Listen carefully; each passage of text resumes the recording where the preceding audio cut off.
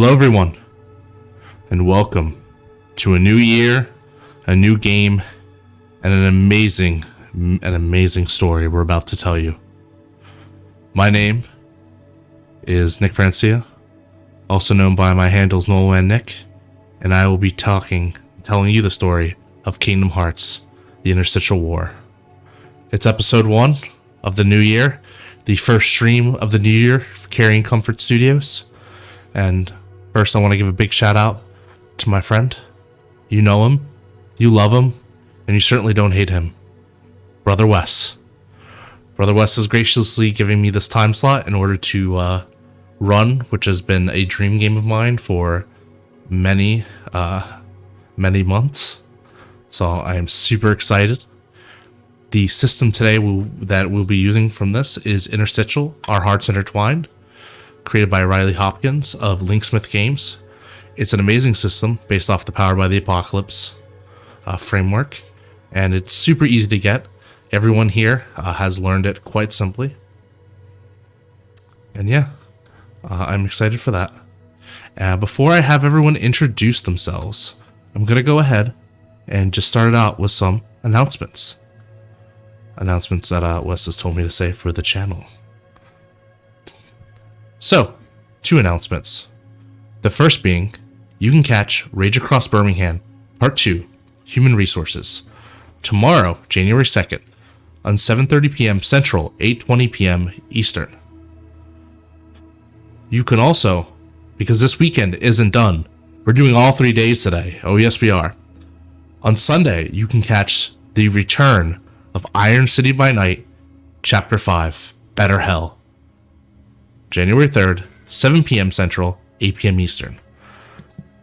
This is the year of the Carrion. Now, I've done a lot of talking, and I have 4 great players who are about to embark on me as we develop this story together.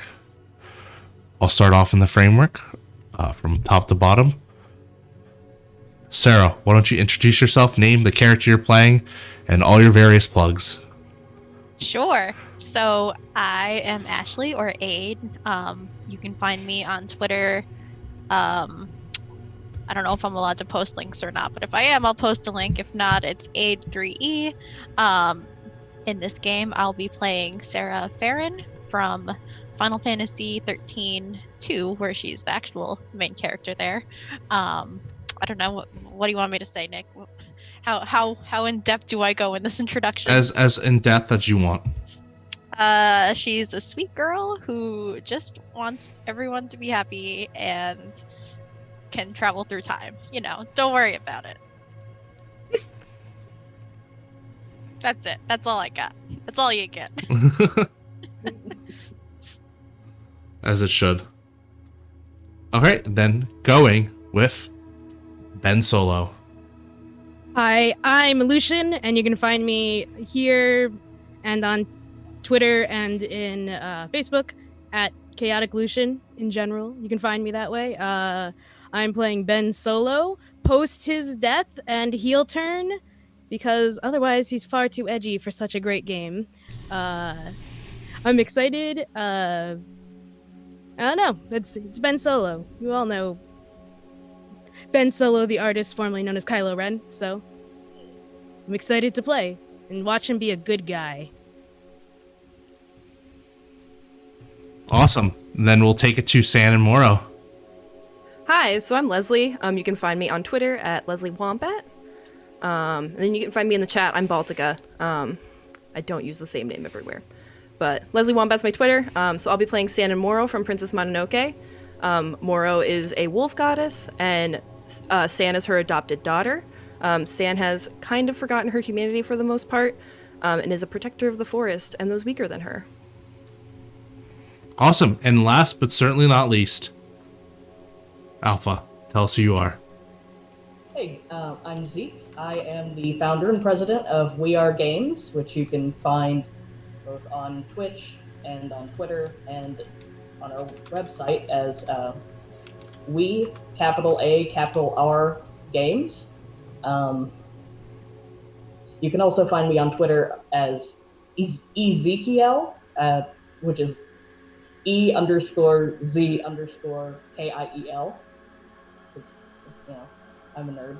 I'm playing as Alpha the Chocobo. Alpha is his name as he appears in Final Fantasy XIV. He doesn't, in his main line of games, the Chocobo series, he doesn't have a name besides Chocobo, so Alpha's what we're going with. He's a little cartoon bird who just wants to be friends with everyone, and he's a literal sunshine child. Awesome. All right. That's our cast. That's our, yes, talking tick indeed. You've heard their names, but you don't know their stories. Not yet, anyway. Really quick, I'm just going to check my mic settings because it seems that there's a little bit of feedback coming through, and I just want to make sure that's not reflected. Give me 1 second.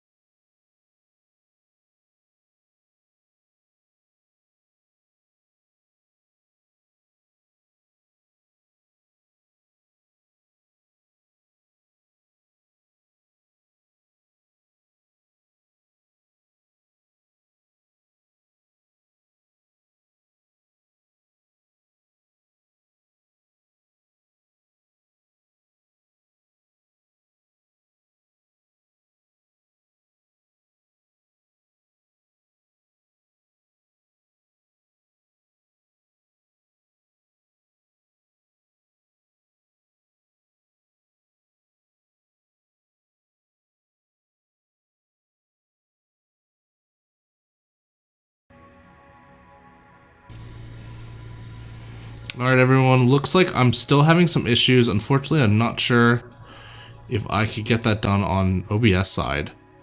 But we'll try our best to keep everything good and ready to go. Oh, it looks like it might have just fixed itself up. Alright. So, everyone, are you all ready? First game of the year, January 1st, you start. Kingdom Hearts, the Interstitial War. Yes. Woo! Alright then. Let's check everything, and let's begin. Darkness. Not just any darkness, but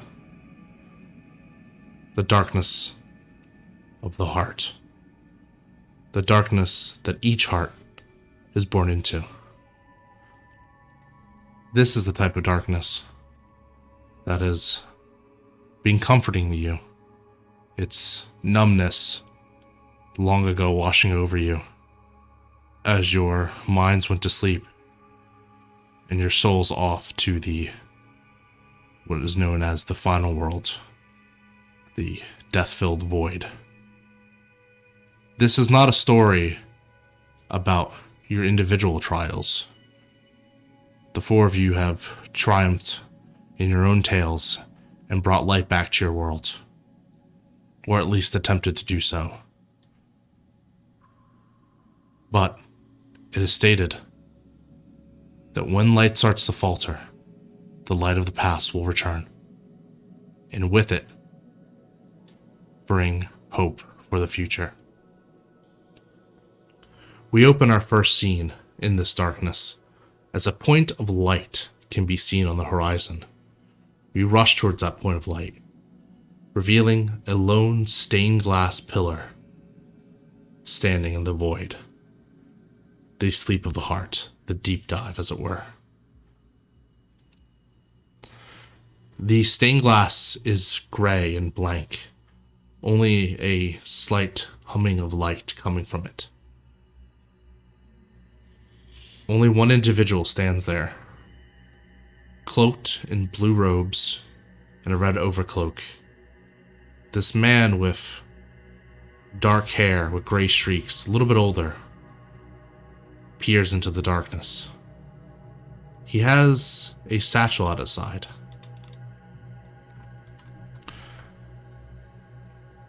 Taking a pause, he brings out an object that rattles slightly as if it's delicate metal. It's a pendant of some sort. It's beautifully designed and has bearings of a crystal which apparently had lost its light long, long ago. He mutters something to it. We can't really tell. And he places the pendant down in the center, the pillar which he stands atop of. He whispers something else to it, bringing his hands together as arcane energy surges through them. And he speaks into the void. Heed my call. I summon you. Fight in my stead. Guardian of light. Sarah Ferron.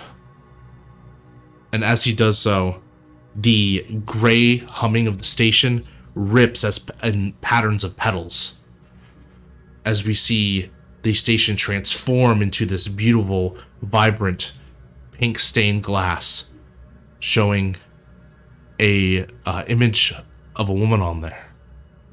Pink hair and a side ponytail. We also see other smaller images on it of people.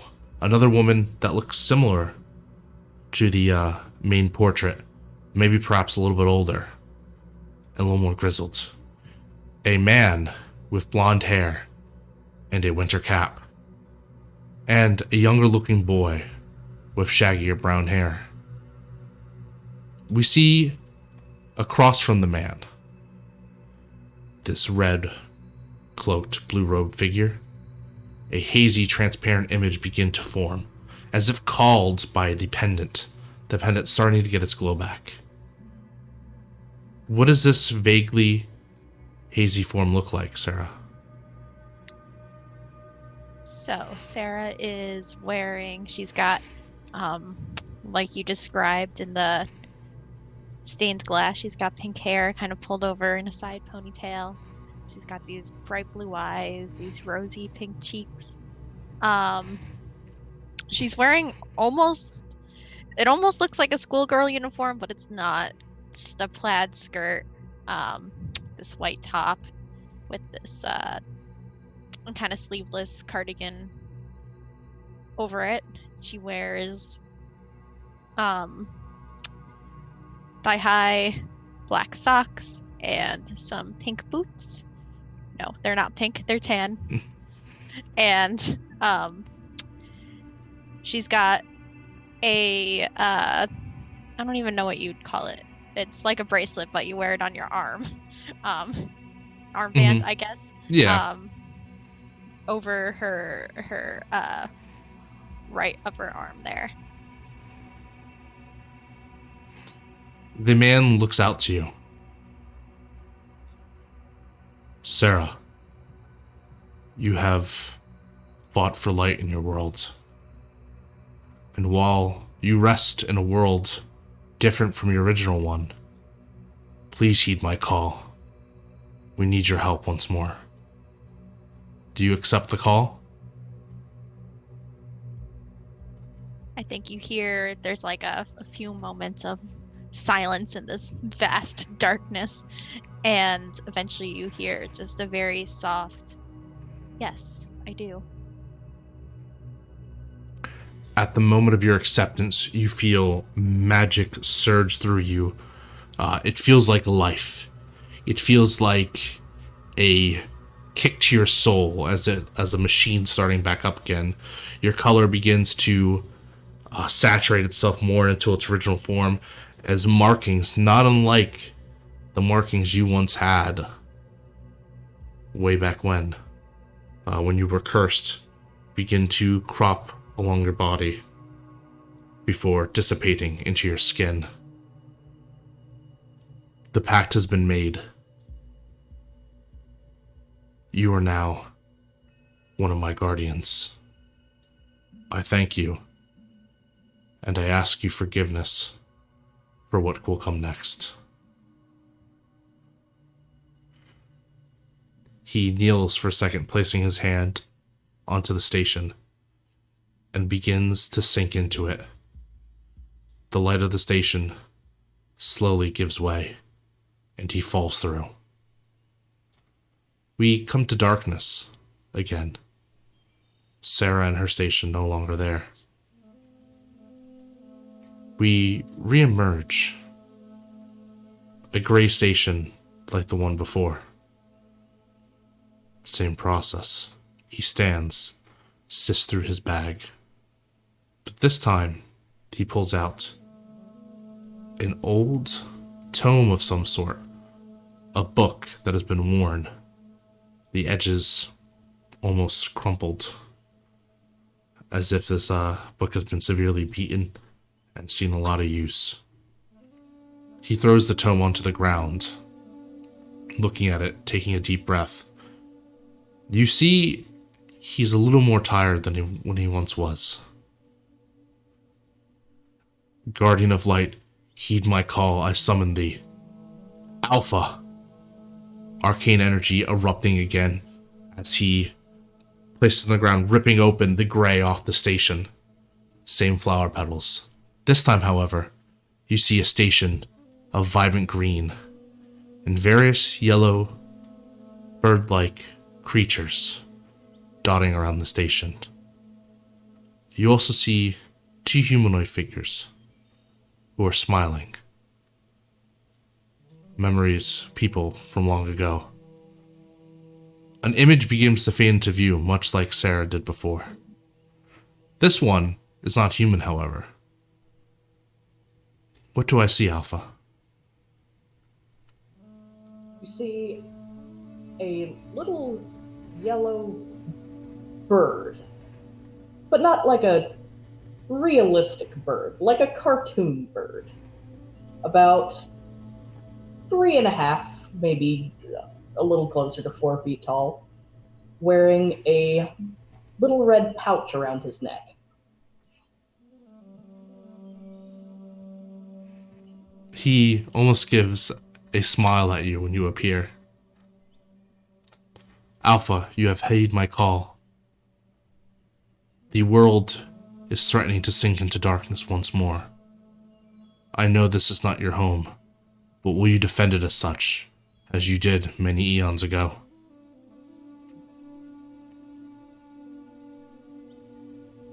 There's a beat of silence, and then he sort of cocks his head to the side a bit, like he's thinking. And he smiles and he says, "Well, yeah, I always want to help." The pact has been made, and same deal as before. Arcane, signatures of the magic trace across your body and geometric lines. It fills you with light and reinvigorates you. It's like tasting your favorite food once more, something you didn't think you would ever be able to do. It's like smelling a fresh smell of home. He smiles. We will have need for your light, but more importantly, we will have need for your heart.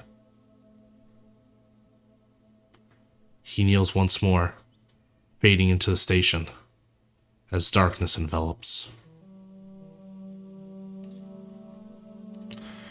He comes same to another gray station. This time he lands with a little more of a thud. He's tired, beads of sweat are rolling down his face. He mutters to himself, I can't chew too many of these more. Reaching into his bag, this time, he brings out a helmet. It's worn, torn, with slashes across one of the, where you would assume the eyes would be.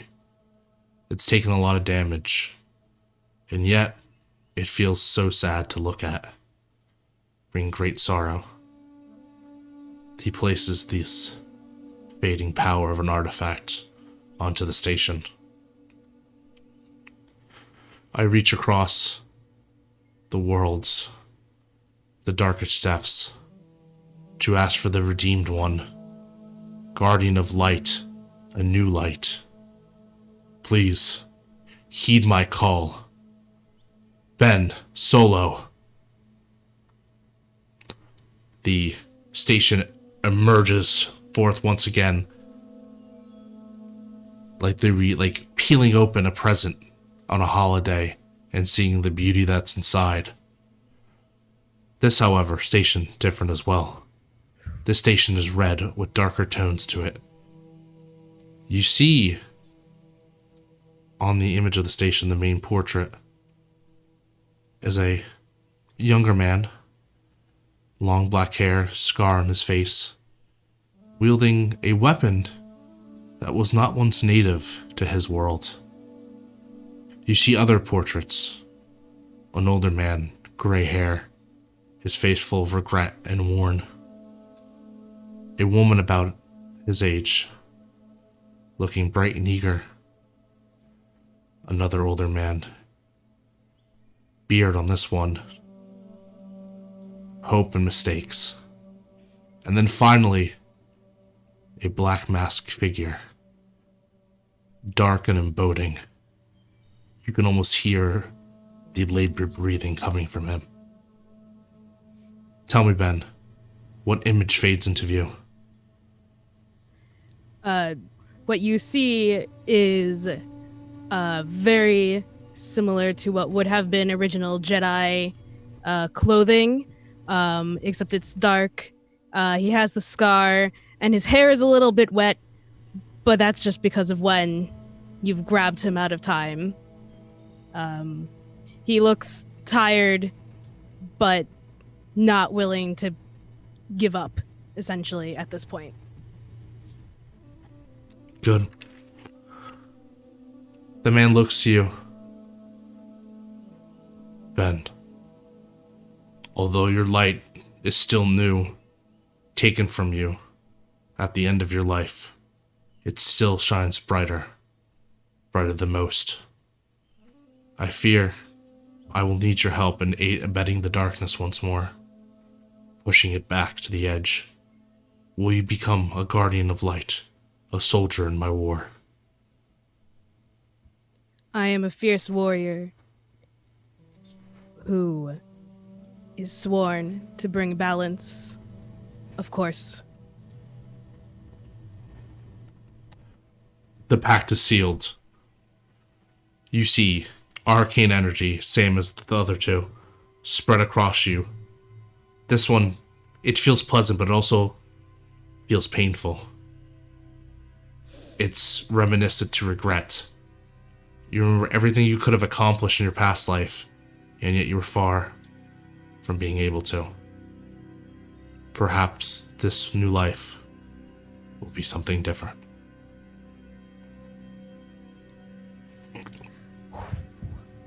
The man looks and sinks once more.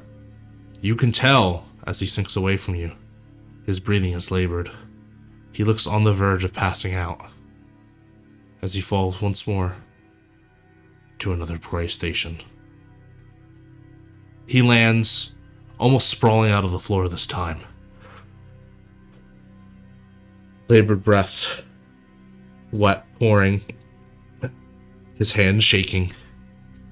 I only need but one more to complete the prophecy. 7 hearts of light, 7 guardians to fight the 13. he reaches into his bag, pulling out the final item, even letting the entirety of the bag slip away. This is a weapon of some sort, although small.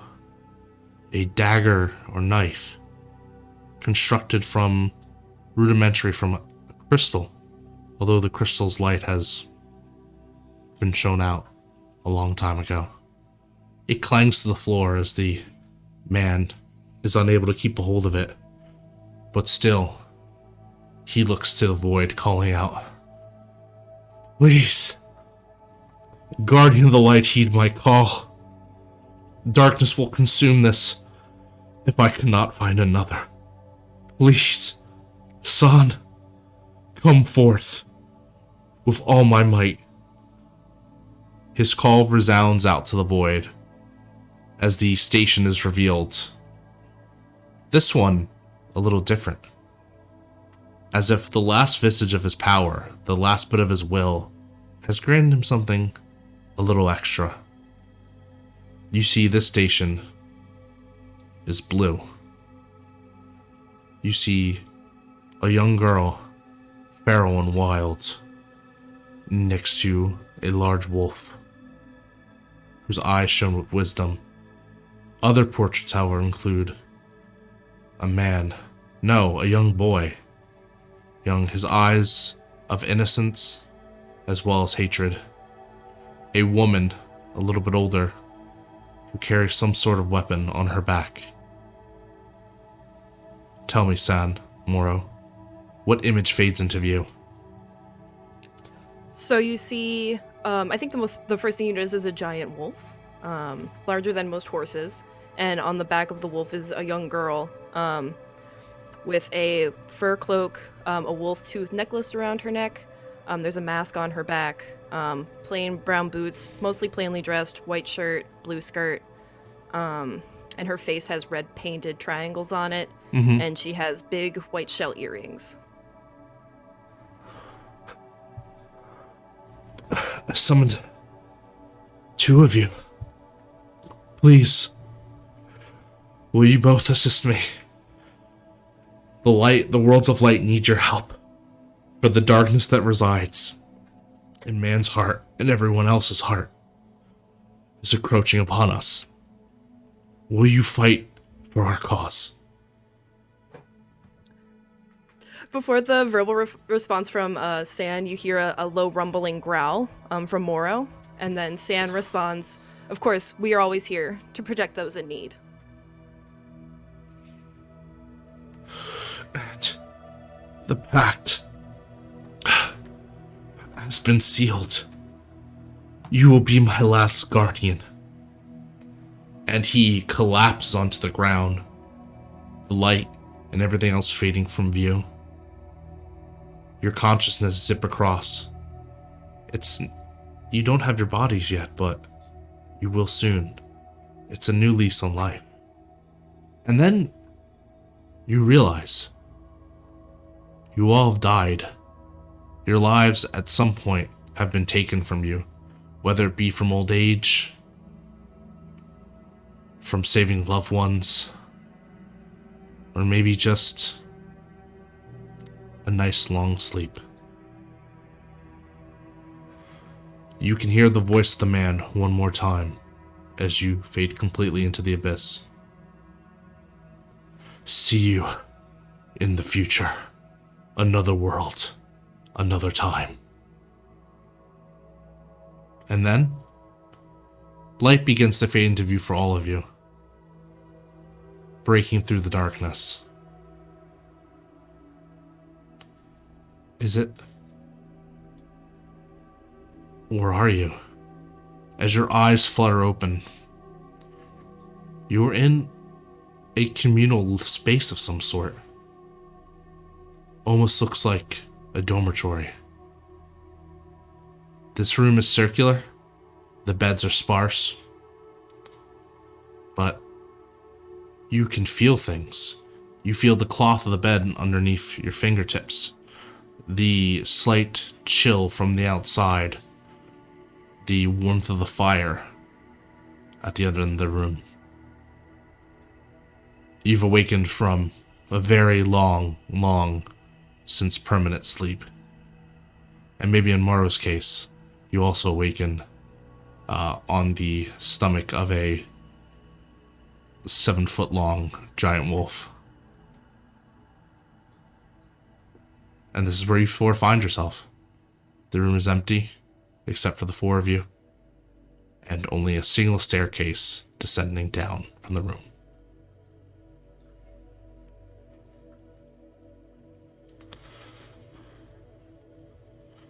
So I think that Sarah, she sits up in her bed. She kind of rubs her eyes with like the back of her arm.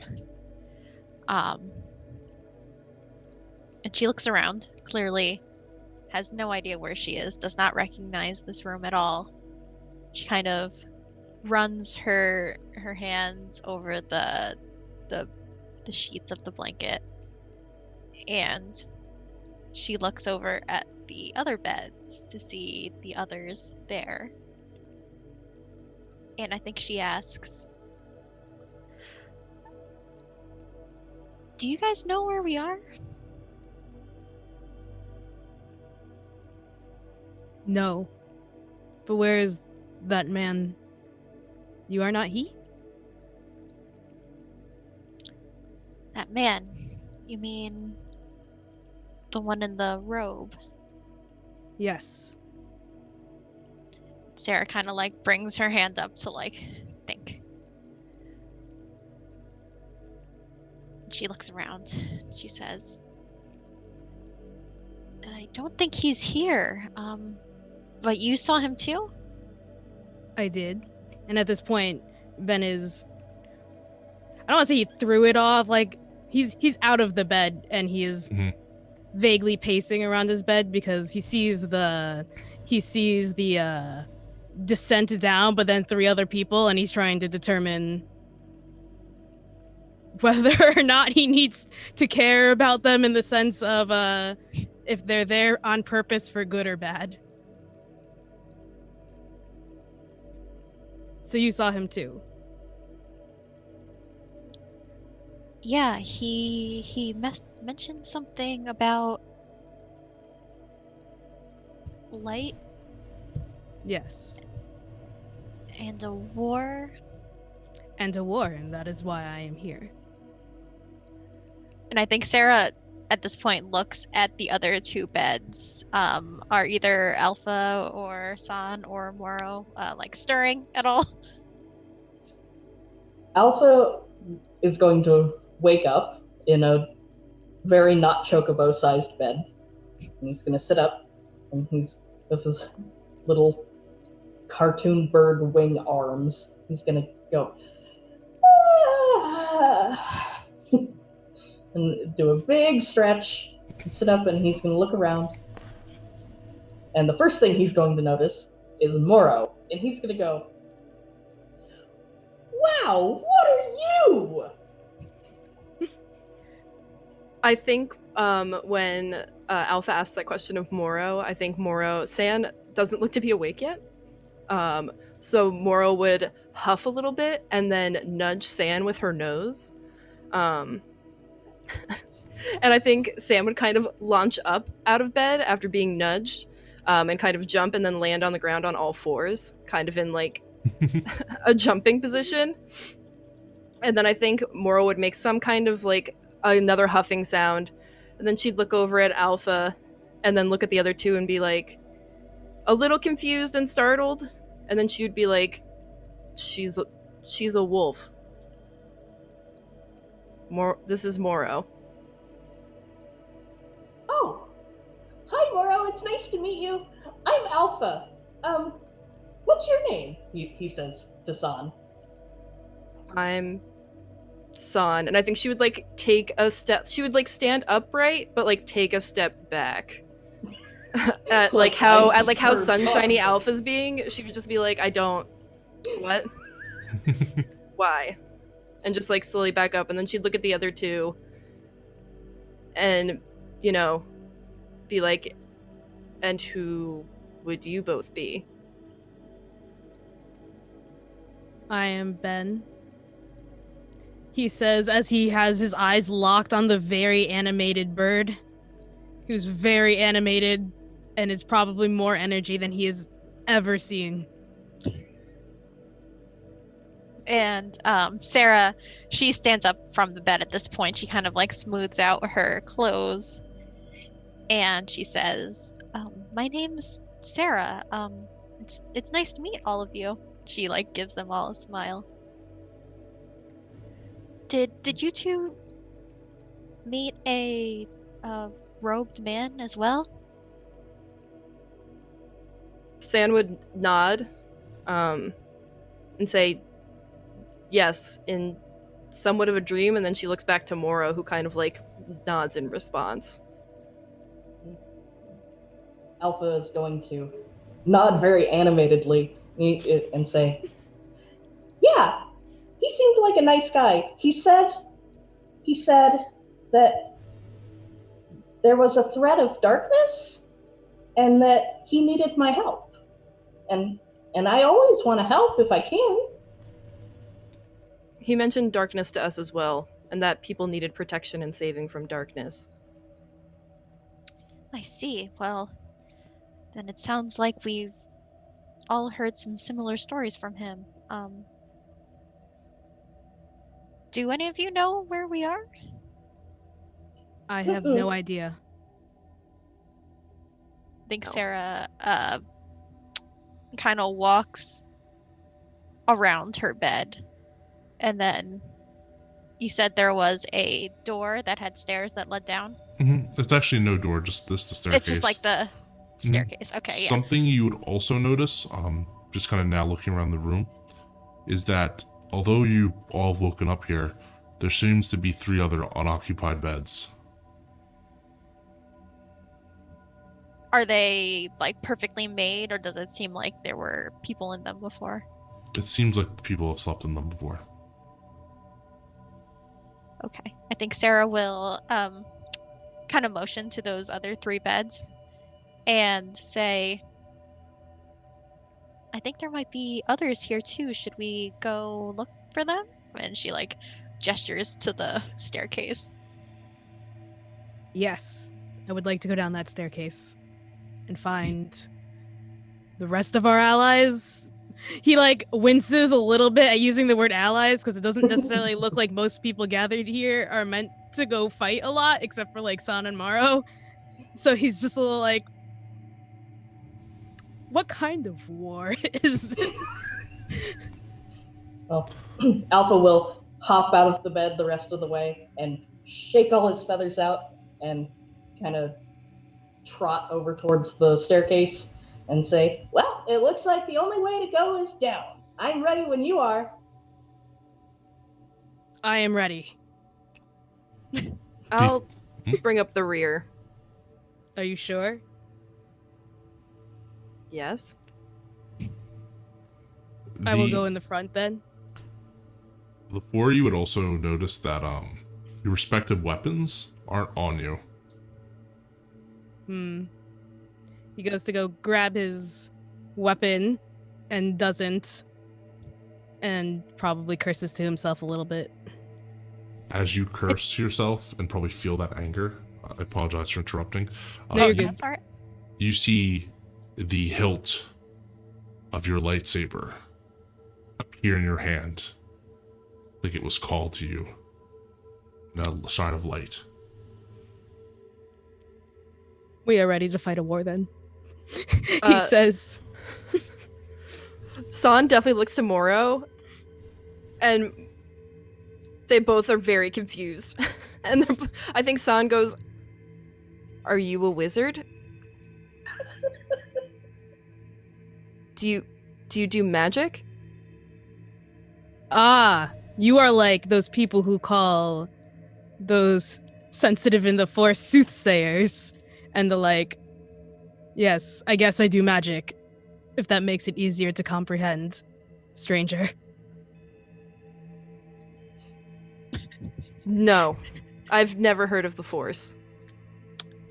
Well, you know what? It's light and dark like this war, he says, you could tell this is his first time trying to explain anything that's not just orders. I think Moro growls softly. And, San gets the message and goes, you don't have to explain. I think we should go down we the can stairs. move on. Yes. Agreed. As this whole conversation is happening, Sarah's like looks back at the bed that she woke up in, and she's like, "Mog, are you there?" And she like looks like under the blanket. She like looks under the bed. She looks under the pillow. When you look under the blanket, you see, still sleeping, this big-nosed, small white creature, eyes closed, like mouth open as it's snoring, and you can see the visible like snot bubble coming in and out from its nose. Perfect. I think she. You said that Mog looks like they're sleeping, so Yeah. I think she just like scoops him up in her arms and like carries him like a baby, like. And she's like, "Okay, I'm ready to go." It looks like as long as you don't pop that bubble, he'll be fine. Oh, perfect. When you do that, Alpha's going to very animatedly gasp and be like, "Oh wow, a Moogle! There are Moogles here?" Excuse me, a what? I'm with Ben on that one. This Moogle? This is Mog. He was a gift from my sister. So, like a animal pet? From Star Wars that you can't remember this. I've never seen a little bear with bat wings before. He's not so much a pet as a friend, but I guess that's kind of right, she says. She like tilts her head back and forth as she thinks. As you begin to all head down, as you descend down the staircase, you come into like open air, which is weird. The staircase is floating. As you look out, you're greeted with a sight that would be strange to a lot of you. This place is empty in terms of like, it's bright and it's just like an endless sky and an endless beach that kind of goes on for miles. However, floating and existing on this beach are buildings that are constantly moving and reshaping and forming in all different directions. Skyscrapers, as some of you might notice, but they're entirely wrong angles, defying gravity, going places they shouldn't be. Out of game, it looks like an Escher painting of some sort.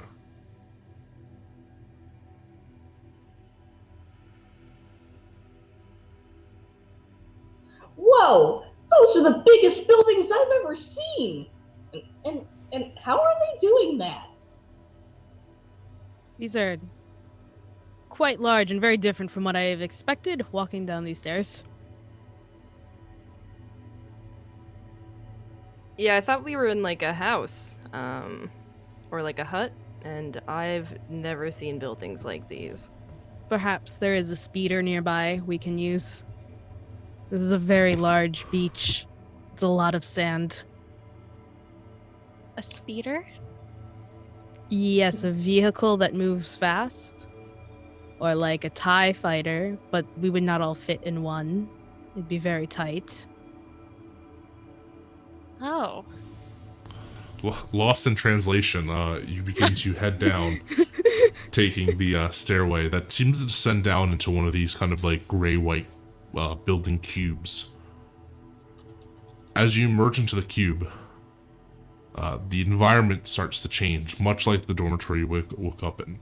It looks almost like a monastery with wood and the smell of incense. As you come down, you hear a couple people talking. You hear someone very heavy-handed. Why not? We should simply just take the fight to them. We don't need to wait for the others. I will end this world swiftly. Another looks to be a more feminine voice going, this is not, I don't know what I was signing up for. This is not my usual forte and problem. I know I can say, my ad says I can do anything, but this is not what I was thinking. And you hear the man's voice again. This will be explained in all due time. You just need to wait for the others. They're just taking a little bit longer to... And then he looks up at the staircase, seeing the four of you. It's the man from before. He looks to you and goes, You've awakened. This is amazing. Yes, please, come sit down. Pointing to this very large, like, circular table with 8 seats. Looks like the 3 that you assume were in those dormitories are sitting there. The people you see the man, you see a boy a little bit younger maybe than Ben, but very very similar, like, shape and build, with like kind of long, slightly curlish, black hair. He is wearing like the uniform of like a knight, sword at his side, and a few scars on his cheeks. He looks quite young and imbued with some sort of royalty. Next to him, you see a girl, like teenager. She's wearing, well, only Sarah would really know what cargo pants are, but brown, kind of like tactical cargo pants. A kind of blackish, like almost like turtleneck with midriff exposed, and a various amount of gadgets and kind of like reddish orange ginger hair, auburn falling back, green eyes. And the final person, although you're not sure if you would say person or human, looks to be a dog standing bipedally. Kind of younger, maybe around the age of the other two. He wears similar, kind of more cartoonish looking knight armor, and carries a shield in his hand. He looks to be no much older than maybe like 16, 17.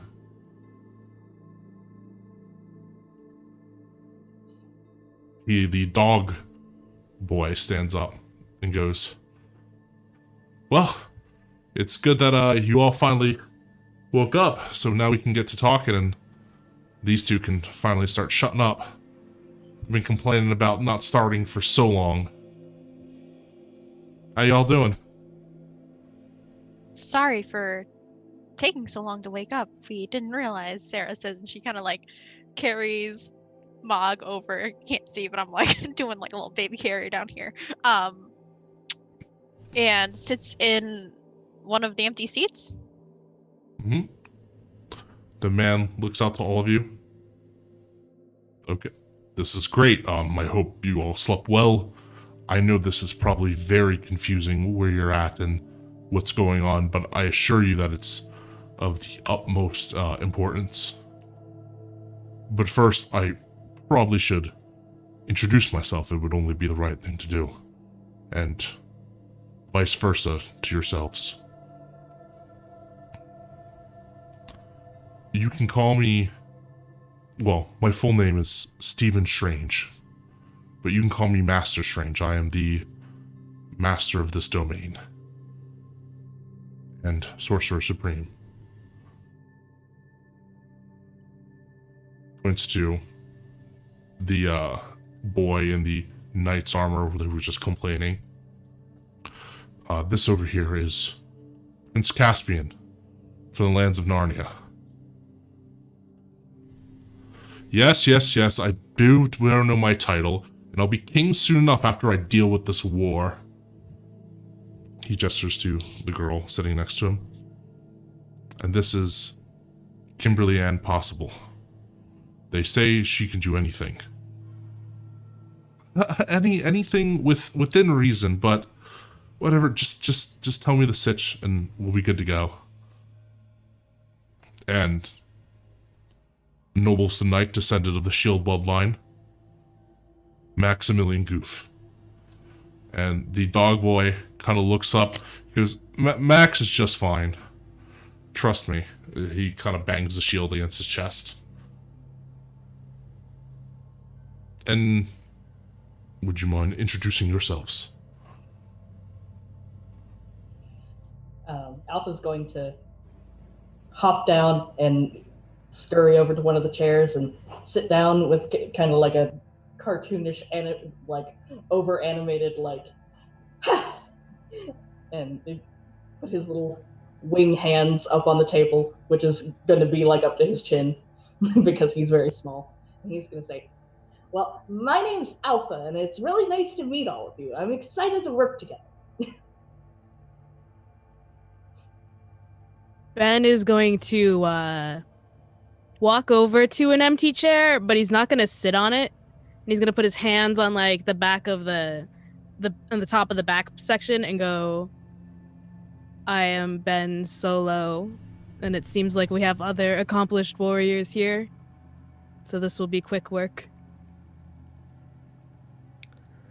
San and Mora are going to go over to one of the chairs, and they're going to kind of...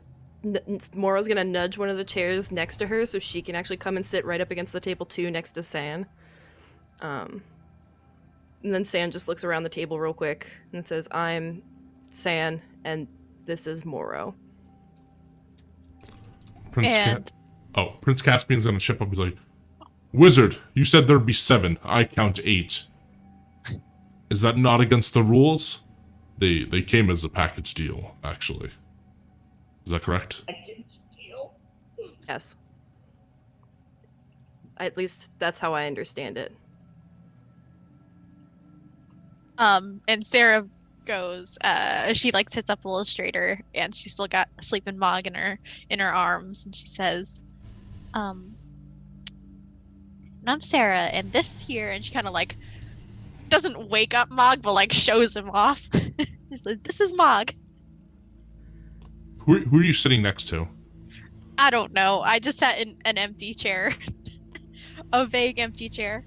Alright, we're going to say that you're sitting between Alpha and Max, and Max looks, and you can see he's just raising the finger to the bubble, and he presses it, and it just, with a large audible pop, and he just, the Moogle Mog just like kind of shakes awake.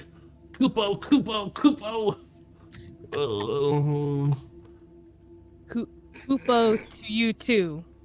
I'm not gonna lie, this is where I tell you I forget what Mog sounds like from Final Fantasy 13. It's a pretty annoying voice. Okay, it's if just I like, remember correctly. It's like very high pitched. Sarah, where are we? What? This is not the new world. Kupo. Sarah just kind of holds Mog in her lap, and she says, "It's okay, Mog. We're here to help some people who need to fight the darkness." Oh, fight the darkness. Oh, it's Caius all over again, not another one. Kupo. It'll be okay.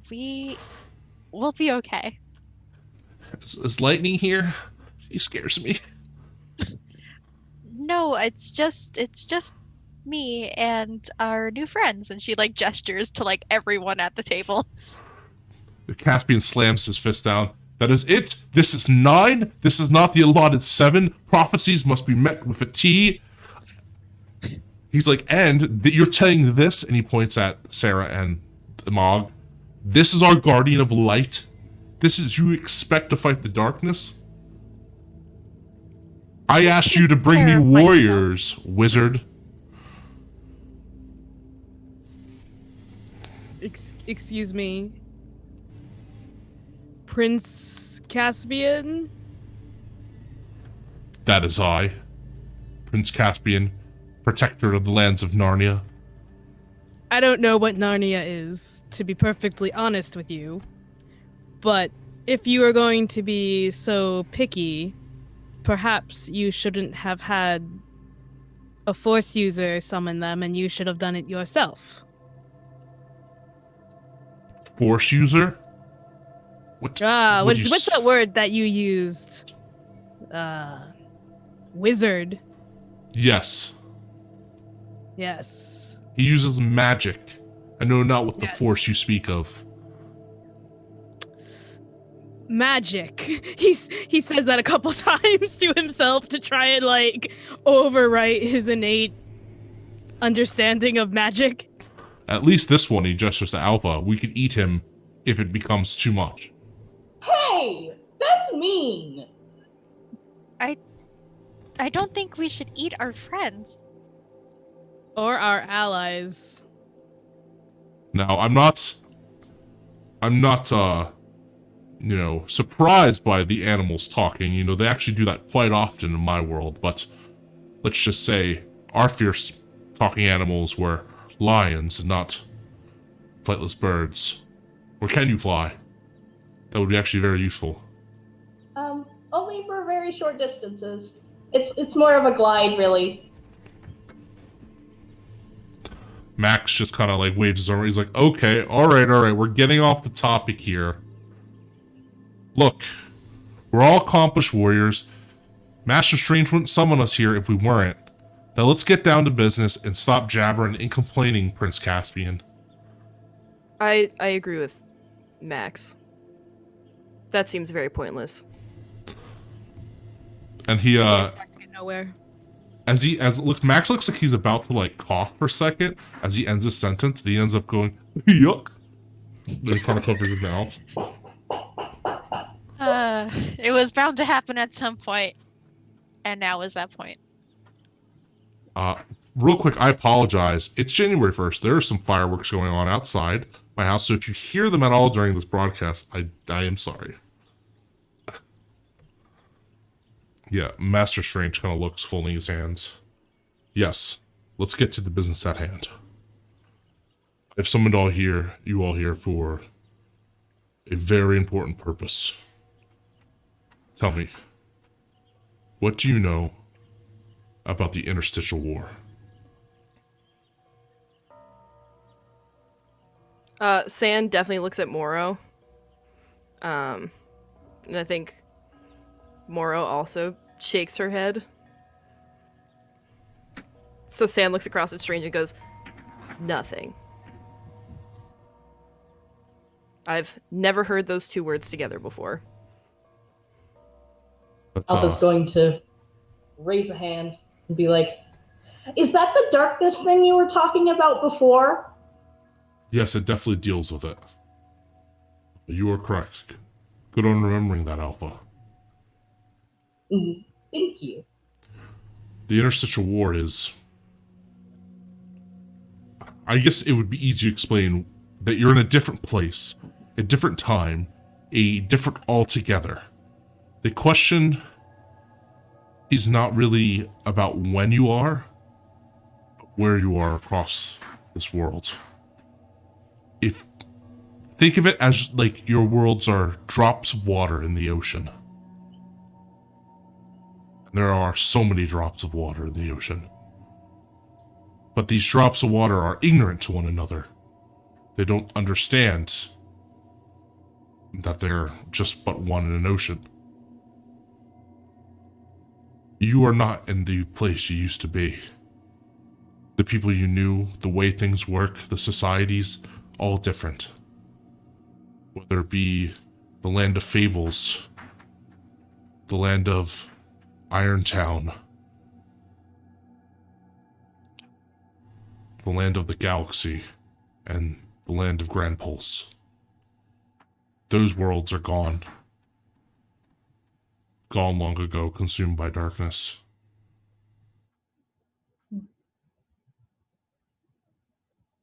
Another place, another time. I don't say this as means to sadden you or depress you. In fact, it's a bit of the opposite. Just so that you will remember to keep yourself on the task at hand. To explain the Interstitial War, it's I guess the best word would be competition. Do any of you know what Kingdom Hearts is? No. Well, consider the places you live, the worlds you live, the things you've seen. Each world has a heart, a soul, the energy that embodies it. Kingdom Hearts is the heart of all the worlds, the heart of all these hearts. It is the strongest place of power in all of existence. Kingdom Hearts numerates across all the different times, all the different world lines, all the different dimensions, all the multiverse. There is just but one Kingdom Hearts, one power source, and of course many ways to reach it.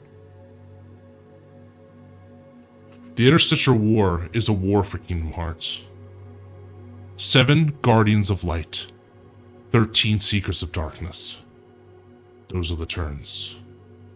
They will clash 13 times, creating the 13 keys that will open the door to Kingdom Hearts.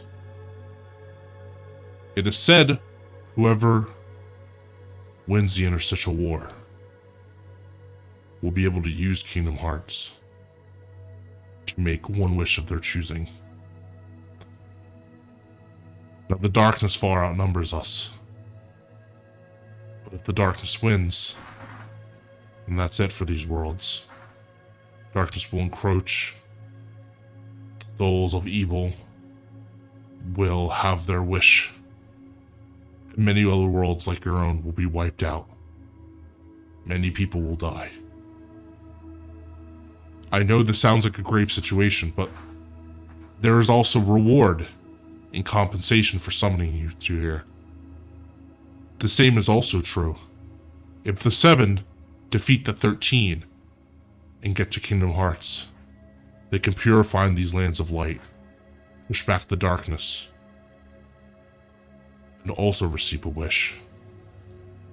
Anything you choose, any desire in your world, Kingdom Hearts will grant.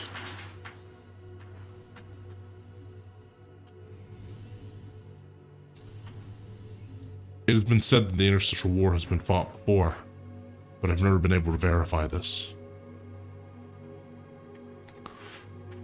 The prophecy, however, states this. 13 hearts of darkness, 7 hearts of light. Only war is the way to open Kingdom Hearts' might.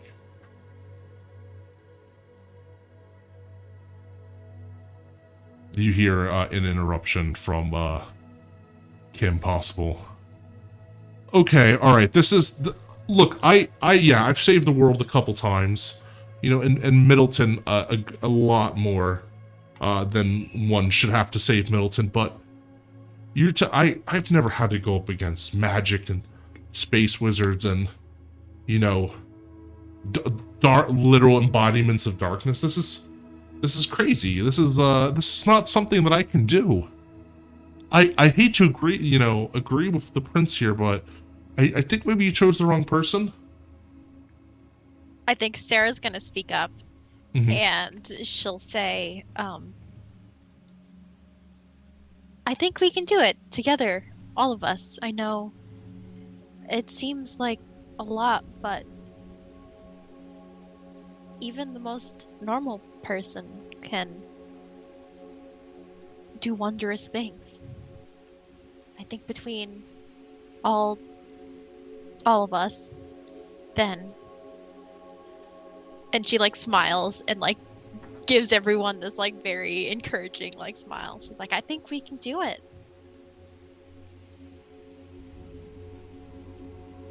I think there's no harm in trying. They're right, you know. Strange speaks up. You were summoned here for a reason. You're the best that light has to offer. Please don't doubt yourself. Alright, yes. So there's 7 of us, and we're strong and we're capable for the job. Although I do have trouble believing in that, but you know, I'll let my complaints fall to the side.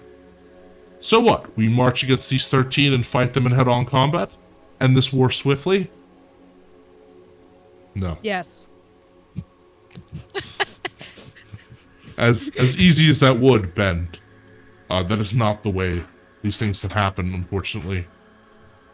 The keys, the 13 keys that need to be created when light and dark clash, can only be done so through the heart of a world. He kind of waves his hand, and you see this like red-orange arcane energy start to surge up and show these 13 circles. There are many worlds out here. He kind of presses on one, and it kind of like the circle kind of increases.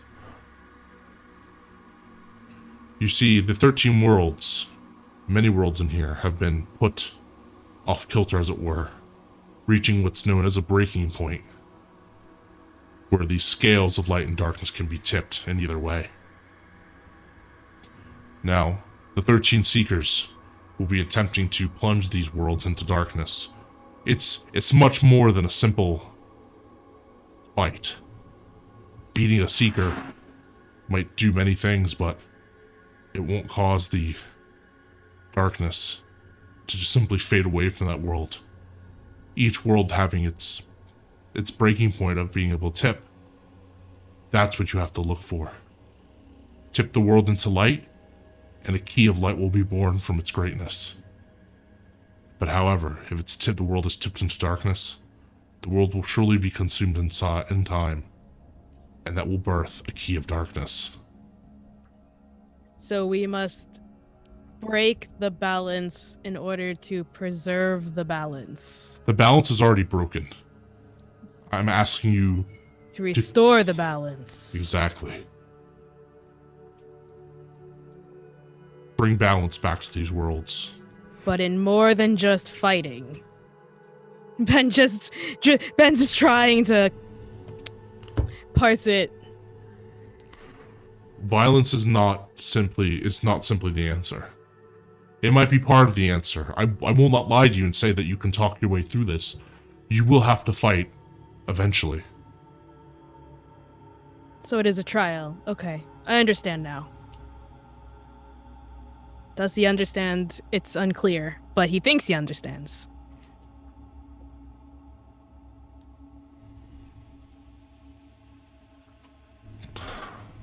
Now, it would be wise to send all 13 of you, or not all 13, all 7 of you, to the same world. That would be chaotic and unwise. So, plus, we need to split our forces. The Seekers will certainly be doing the same, attempting to tip worlds in their favor as well. So what I suggest, and I would love to hear your thoughts, is I separate you all into teams.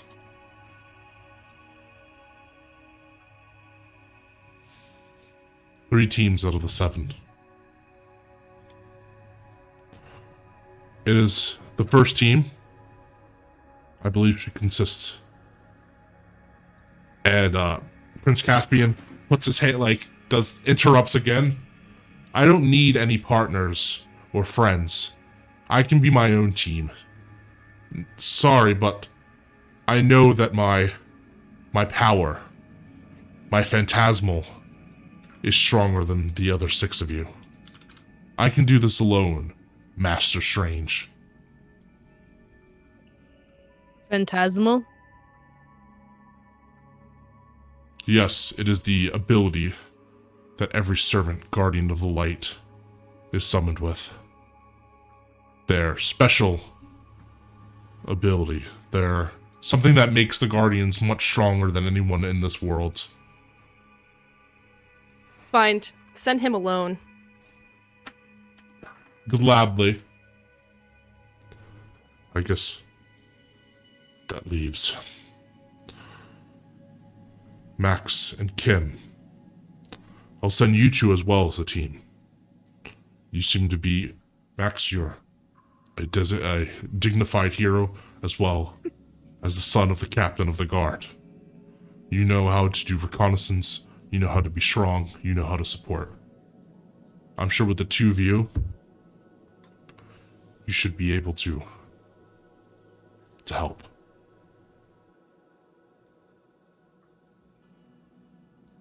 That leaves the 4 of you. Although I've been wanting to split you amongst more into even teams of 2, 2, and 3, I don't think that's going to happen, so maybe a more vanguard force of 4 would be better.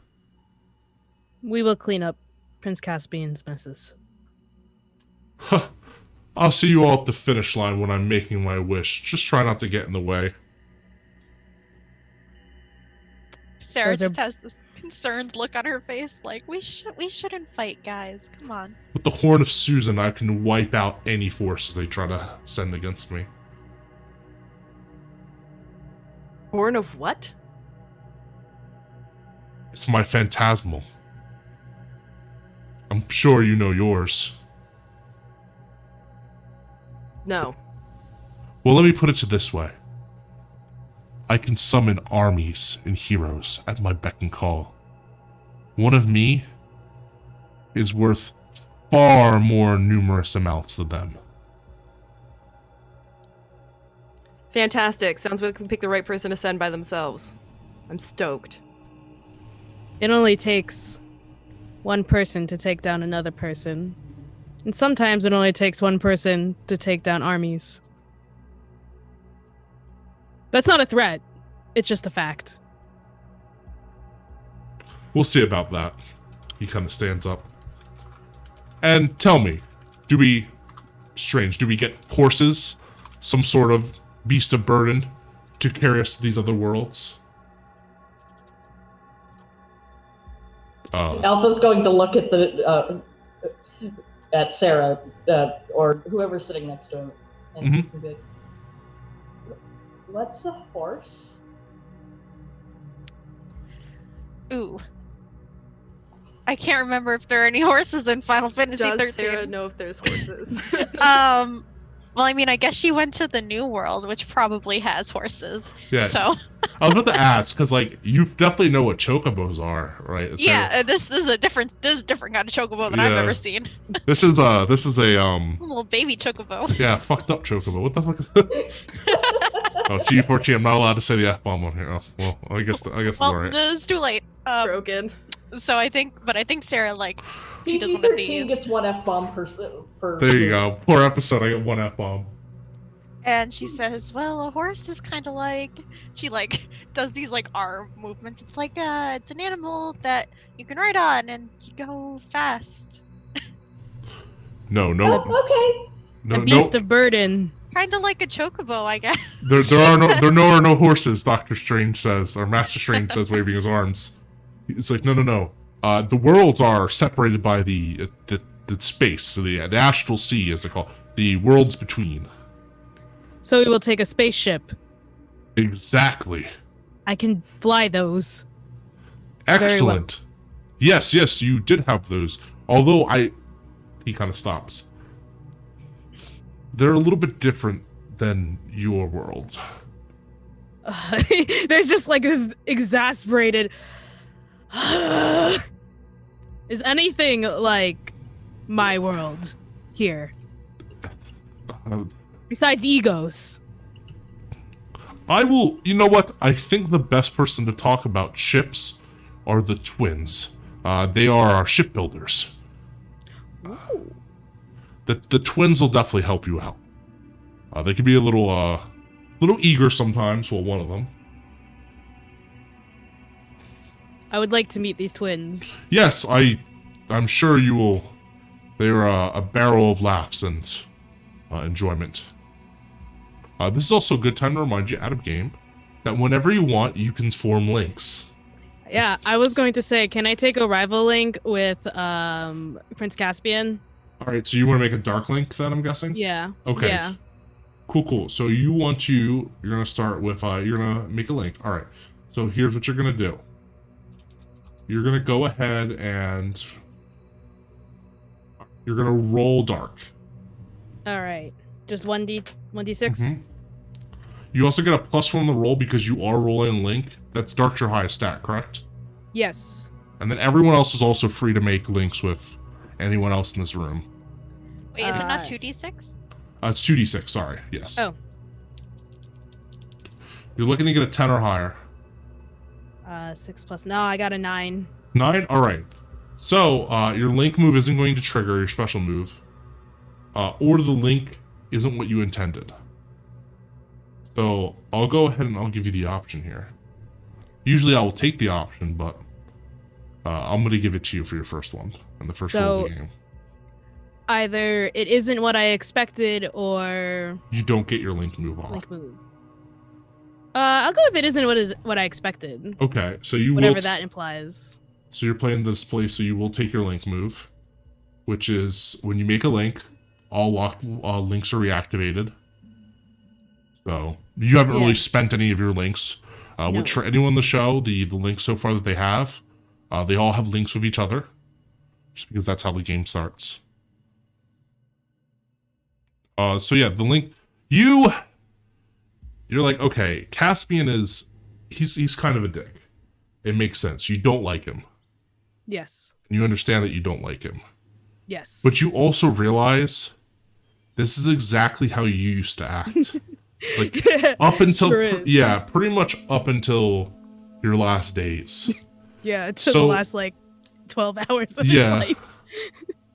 So in that kind of displeasure with him, you don't like Caspian not only because you don't like his personality, but you don't like Caspian because he reminds you of yourself, more importantly. So you're going to take a heart link with Prince Caspian. Oh, dirty. Okay. Because he reminds you of yourself. Sounds good to me. And then before we move on, did anyone else want to make a link? Yes. All right. I would like to make a mastery link with Max. With Max Scoop? Yes. Awesome. Go ahead and roll. That is not hard is your highest, right? What's your lowest? Dark and mastery are both tied for lowest. Okay. Oh, actually, light is my highest. I +2, -1, -1, +1. Okay, but because mastery is your lowest, or is among your lowest, you're gonna go ahead when you make a link with someone like that, you actually gain an experience. So you can mark that off. You gain 1 experience. Oh, cool! Awesome. Which is great. All right. I got a 9. Oh wait. Do I subtract my modifier? You subtract right? your modifier, yes. Okay, so I got an 8. All right. So I'll give you the same choice because it's the first time. Would you like your link move not to trigger, or the link is not what you intended? No link move this time. All right. So because none of us have taken any harm, so you'll get that mastery move then. You'll get that mastery link then with Doctor Strange. Sarah, you were asking? With Max, right? Mm-hmm. Yes, with Max. Okay. I would like to make Max, a mastery link with Doctor Strange, though. Okay. And mastery is your highest, so you'll get an additional +1. Better roll 2d6. Yes. My classic catchphrase here. I rolled 2 6s. +2 is 14, +1 is 15. All right, awesome. I super linked. Doctor Strange appreciates a team player. Yeah, I'm gonna make that. So now you both get a link, and he is going to take a link of light on you, or a link of light. I'm gonna put down here. Sorry. And then my link move triggers, right? Mm-hmm. Cool. So my link move, for those who don't know, is called It's Always You. So whenever I make a link with someone, I get to lock a different link. I don't know if you want to describe what that means. Yes, so when you lock a link, links can be spent during the game for bonuses. But once you spend a link, it basically goes, it just disappears. So the link is done and it's over with whenever you spend a link. Because you can't call on it for help. You can remake it later, but that will require going to see that person. However, when you lock a link, the relationship is just so powerful that even when you lock it, it doesn't disappear when you spend it. It just gets inactive until you can reactivate it again by rolling a 10+ with the same type of link. So locking links is super important. So you can not only lock your own links, but links with others as well. Mm-hmm. So what link do you want to lock and for who? I'm gonna lock my my light link with Alpha. Okay, awesome. Does if Sarah locks the link with Alpha, does that also lock on my end or no? No, that only locks on her end to you. Okay, understood. Yeah, because links go both ways and they can both be different. Oh, good thing everyone's character sheet. So yeah, just go ahead and mark that. Not only that you locked your link with Alpha, but also that Doctor Strange has a light link on you. Okay. So I can easily refer back to that. Okay. So, San, Moro, did you want to create a link as well? Yeah, I want to create a dark link with, I think, Kim Possible. Because Okay. I'm super frustrated with her lack of willing to just try to help. And her immediate, like, backing away from a challenge. Okay, awesome. And your highest, what's your highest stat? It is light or mastery. So this Okay. isn't my lowest. This is like minimum, Zero, just as a right? zero. Yeah. All right, go ahead and roll your 2d6 flat. Got a 9. All right, same choice I gave to the others. Do you want me? It's one time only. Do you want me to? Link is not when you intended, or do you want your link move not to go off? I think link move not to go off. Okay, awesome. So you do get that dark link with Kim Possible. Words and any other stream would make no absolute sense, and people would be like, "What are we doing here?" Why are y'all talking about links so much? Well, there's it's This is a link to the Legend past. of Zelda stream Yeah. over here. So, yeah. We have a number of ships in the hangar. He kind of waves his hand as the room sort of opens up as a hallway forms, going deep and deeper into whatever this cube form building is. He kind of notices maybe your confusions on your face, San. He goes, it's the mirror dimension. I have control over it. I would say visit the twins as soon as possible and get your ship. And the other three kind of nod. Prince Caspian is like, I shall go first. I will like to take the fastest one. And kind of huffs and puffs away. Max looks to all of you and goes, I'm sure he'll come around. I believe in all of you. He wants to have to come around, so he will eventually, I am sure, like you said. Exactly. We're still all allies in this, whether we like it or not. But there's no reason we don't have to like it. He kind of gives you a salute. I guess me and Kim will go next. Kim's like, okay, so you're saying I get to fly a ship today? You know, I've flown a few ships in my day. And I'm actually a pretty decent driver as like they keep chatting away as they go down the hallway. Before you two start to go down, the four of you start to go down the hallway, Master Strange stops you. I just wanted to check in. I know this is all very rushed. The four of you are holding up well, I hope? This is very jarring, I'll admit. Yes. And I understand it's not easy to face everything that's happened. Alpha's going to raise his little wing again, like he has a question. Yes, Alpha. I have a question. Prince Caspian was talking about a phantasmal, and he said we all have one. What is mine? That's for you to figure out. Unfortunately, I don't have the answers to that. But what I'm saying is, you'll know what it is when the time comes to use it. Okay. Is there something you're very good at that maybe that would help? I'll think about it. You do that. He kind of like comes up to you and like there like pats your feathers. How tall is Alpha again? Like when he's Well, standing up? Like 3.5, 4 feet tall, Yeah. around Okay. there. So he's like a child. Okay. Yeah, like chest height on most of you, probably. I love it. He looks like he's about to go do the same tomorrow, and then just goes, you know what? Never mind.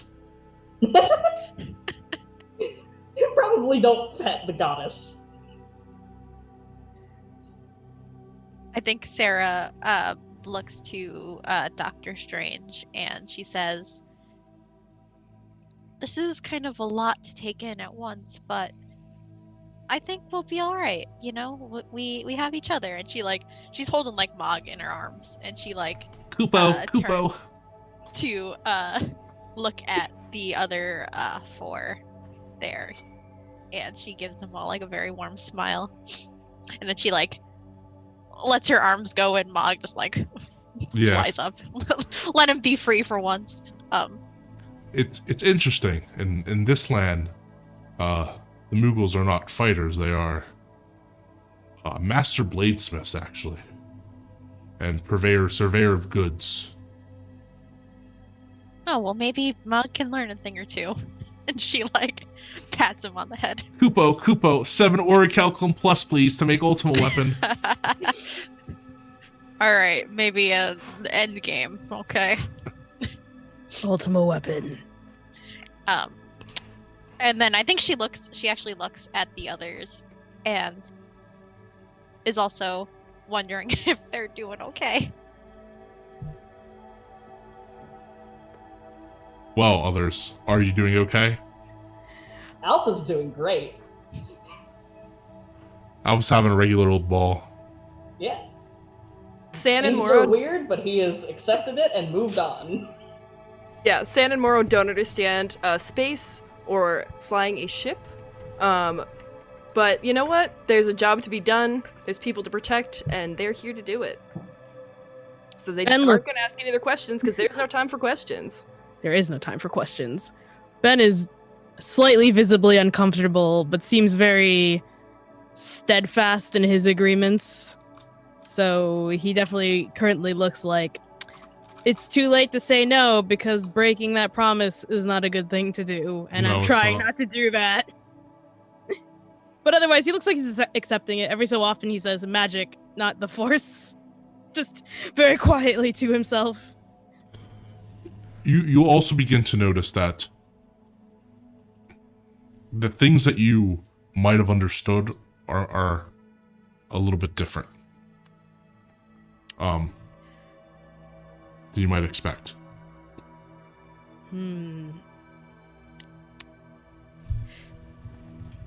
Can't wait to make those magic rolls. Magic. How does it work? Magic.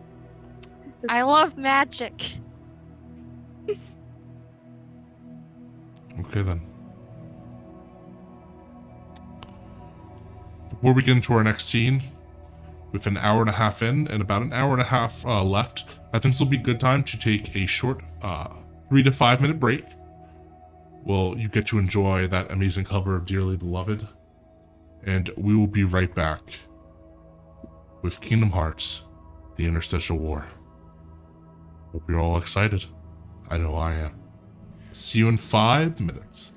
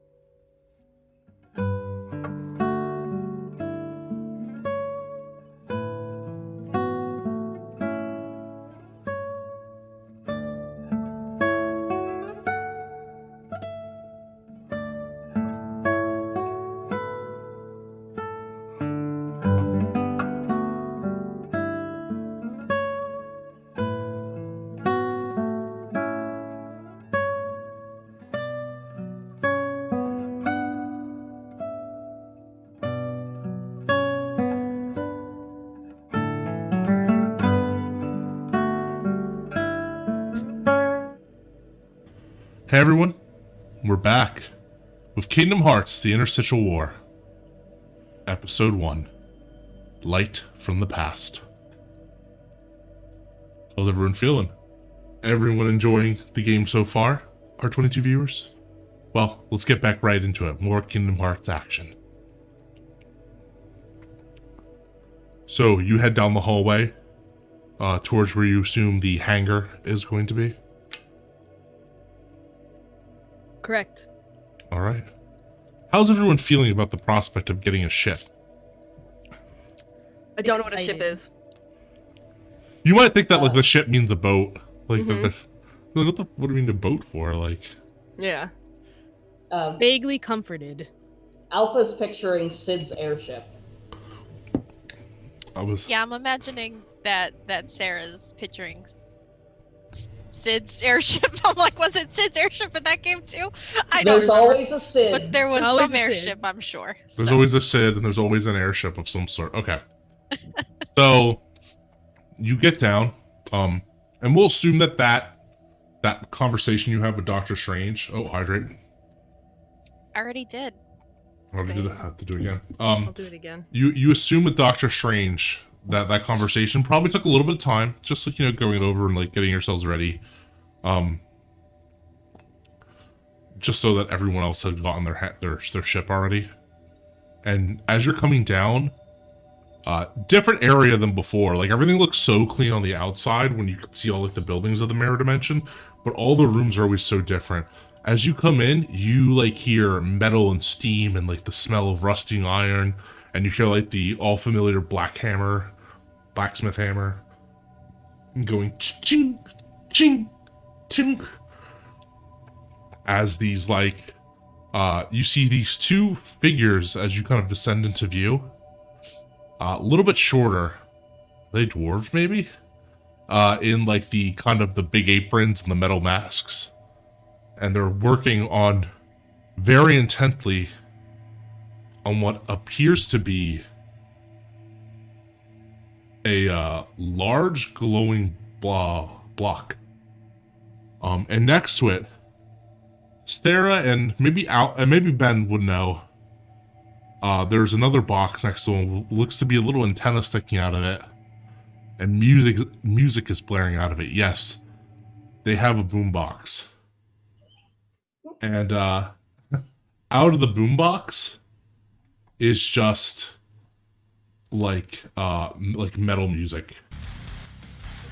Like metal, like rock. Like rock metal. Okay, I'm like, is this or just grinding metal? Like Yeah, like then they're hammering away. Like it's Yeah. loud and it's filling the area. I think San definitely covers her ears, and Moro's gonna howl. Ooh, and Moro is a big wolf. Big wolf. A big wolf. You hear, oh, and the what's it called? You see the two like the shorter figures look at each other, and one's like kind of weaving like the hand with like the wrench and the hammer at the other one, and then the other one just kind of looks at the boombox, is a little far away, looks at the hammer at their hand and just chucks it, and abruptly stops the music. Oh, we could have just turned it off. Hello. We have guests. Sorry, the box was loud and scary. We didn't like it. One of them just like wrenches up the welder's mask, and you see, is that a child with kind of golden blonde hair? He goes, "Oh, sorry, the tunes weren't cracking enough for you. Yeah, I'm sure there's a little bit of a shock. The other guy definitely wasn't too appreciative of it." And the other one pulls up their mask, and it's this almost the same face with the same blonde hair. And he goes, "Forgive me for my brother's inference. I know he's not the brightest bulb in the box. Says you. We should introduce ourselves, right? Yeah, okay. All right. You bodacious people can call me Zach." And everyone goes, "Yes, and you can call me Cody." And they kind of put themselves like back-to-back arms are. And we're Zach and Cody Martin. And Hello. this, Can I link with Zach and Cody Martin? yeah, you can treat them because they're kind of the same unit as the same link, both of them, Zach and Cody. And as they do that, as like they like say Zach and Cody Martin, it's you can like hear like it's like a song that comes out of nowhere. No. As you hear like this weird theme song, and like the one guy and then like Zach looks towards the boombox, and he's like, oh sorry about that, and throws another hammer at it. Why are we essentially throwing the tools? silencing it? Because that's what gummy block smithing is all about. You gotta be creative. That's how you do it. And Cody's like, he's like half right. Look, we're the twins, as Dr. Strange likes to call us, but you can call us the Martin Brothers. And we're the best gummy block makers in the entire world line. Wow, that's very impressive. What's a gummy block? Is it like an iron ore? Is it from the mountains? Where do you? Oh no, When you gummy mine block. Okay, so gummy block is actually material. It actually comes from space. Zach, let me explain this. All right, so when a world erupts and collapses, it leaves this like material behind, almost like meteors. You all know what a meteor is, right? Comes from Yes. space. All right, well, it's a rock that comes from space. He points to Santa Moira. It's a rock that comes from space. You know, space, the great sky thing above you. Yeah. Yeah. And these remnants of these worlds are like raw creative energy. They're light and darkness and all other materials into it. And you can kind of, with enough practice, you can smith these energies into building resources and blocks. And in doing so, you can make some cool inventions like gummy ships. And that's where we come in. Because you see, in order to be an excellent gummy smith, like me and my brother here, not only do you have to have, you know, that restraint and discipline like my brother Cody has, but you need to have raw, untamed imagination like yours truly. That's why the twins, we do the best job. 2 in harmony, surpass 1 in perfection. Yeah, bruh. Thank I only you. understood the 2 in harmony part of that, and agree with that. Do you want to, I'm sorry, Sarah, you wanted to make a link? Yes, I would like to make a heart link with these boys. Okay. Heart is one of my lowest stats. Okay, so you get get experience for it. Cool.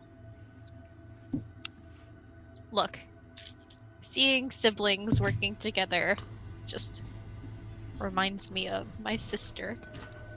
We were at like 26, and as soon as Zach and Cody came on screen, we went down to like 20. So, Everyone's like, okay, that is a 9 minus 1 is an 8. all right, so you're trying to make a heart link, you said, with them? Yes. I'm gonna say it's a light link actually, because I feel like they don't necessarily remind you of yourself as like the heart is or like your connection, but they're just like 2 positive forces, and it kind of reminds you of a relationship that you never really got to have with Lightning, your sister from a long time ago. I think it just gives you hope that maybe you can see her again one day. Cool. I think I would also like to make a link with them. All right. Sorry, can I just do my link move? Yes. What is your link move? I get to lock another link. Oh, so Jesus. What are you locking? I'm gonna lock my link with San and Morrow. Oh, shit. All right. I gotta lock all my links with my buds first. That seems like the most useful way to do it. All right, that's it. That's all I got. Just like Strings and Monster Hearts, Aid's pretty good at locking links. I'll never spend them ever. All right, Alpha, what are you doing? You'll make a link? I'm gonna I'm gonna try at least to make a light link with the twins. And You get a +1 because it's your highest stat.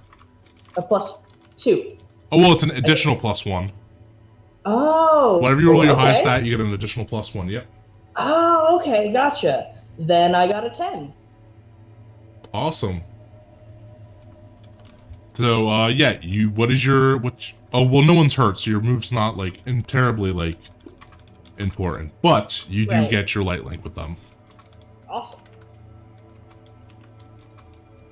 So yeah. So I hear you guys came down here to get yourself a gummy ship. Yeah, they're the Guardians of Light. This time just don't be stupid and piss off the other and piss them off like you did the other. What? All I asked was if that sword of his got Wi-Fi reception. God. Wi-Fi? Yeah, you see, it stands for, it's like wireless internet, and Cody just like decks him across the face. Stop!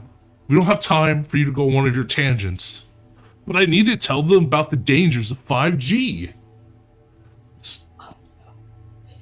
Oh no. Sorry, my brother can say some inane nonsense when he goes off on it. So, we were told to supply you with a ship. Yes, that would be very helpful. Thank you. Well, I'm gonna say right now, it was kind of tough. We don't have a lot of plans for ships that can fit 4 people. Usually it's 3 and under is the typical size. But Well, I'm fairly small, so I should fit. they didn't tell us they were taking a chicken. We could have fit 3 in there. We could have did a 3-seater. Cody, this ruins our plans. Zach, I know, but we already built the ship. It doesn't matter. And Zach was like, all right. So, but I like to think we got saved the best ship for last. And he looks at Cody, and Cody just like kind of goes over. He's like, yeah, and starts like pressing buttons on this like very colorful looking computer. And as he does so, he looks at Zach and goes, Zach, start cranking it. And he grabs the lever and starts like. It seems weird that there's this like mixture of like computer technology and like old-fashioned just like lever and pulleys. He's like, here we go, introducing the gummy ship. You'll be flying. We got Zach, Cody. We really got to install ourselves like an automatic system for that. Zach, just keep pulling, keep rowing. I think Sarah will be like, "Do you need help? Like, can I help you?" with No, that?" I got this. Don't worry. How slow is this reveal happening? It's painfully slow, but you start seeing the ship kind of starting to emerge. And it's like, to be honest, it looks like a McDonald's toy, is what it looks like. It looks like a toy of some sort. It's big. It's got kind of the V shape like ship design where it's like jutting out. It's got kind of these like flat, ultra thin wings. Kind of looks like a mix, like it, because like it's all solid colors too, so there's no like shading or anything. So it kind of looks like a Play-Doh version of an X-wing, but like with the not the X's on them. It's just like it's very rudimentary. Let me introduce you to our clunker of a ship. We call this one the Firefly. And then Cody looks over at TM. Not he's like, we had the last Firefly, but we had to decommission it. It got canceled. Oh no. This is our revival of that. The ship does not look like it is soft. You said it's a gummy ship? Yeah, made of gummy blocks, one of the hardest materials in the galaxy. He doesn't know what to do. He just looks at it. Yeah, I think Sarah has this like look, like as they're like revealing it, she has this very like excited look on her face, and like once it's revealed, it turns into this kind of like concern. Like, god damn it. Like, oh no, this doesn't look very safe, but I'm trying to be polite, kind of like. Now, I know what you're thinking. You're looking at my brother and go, you know, he's idiotic. How can he make a ship like this? I'll answer it, Cody. And yes, before you ask, they do have cup holders. I'm more concerned on whether or not it can actually fly in your astral sea. Zach Space. looks over at Cody. Did you hear that? He asked if it could fly. Cody, can it fly? It can fly. It can definitely fly for sure. Cody, start naming the specs. All right, so. Don't. This I think I agree. Wait, but maybe. look, this is like my favorite part of the job is explaining. All right.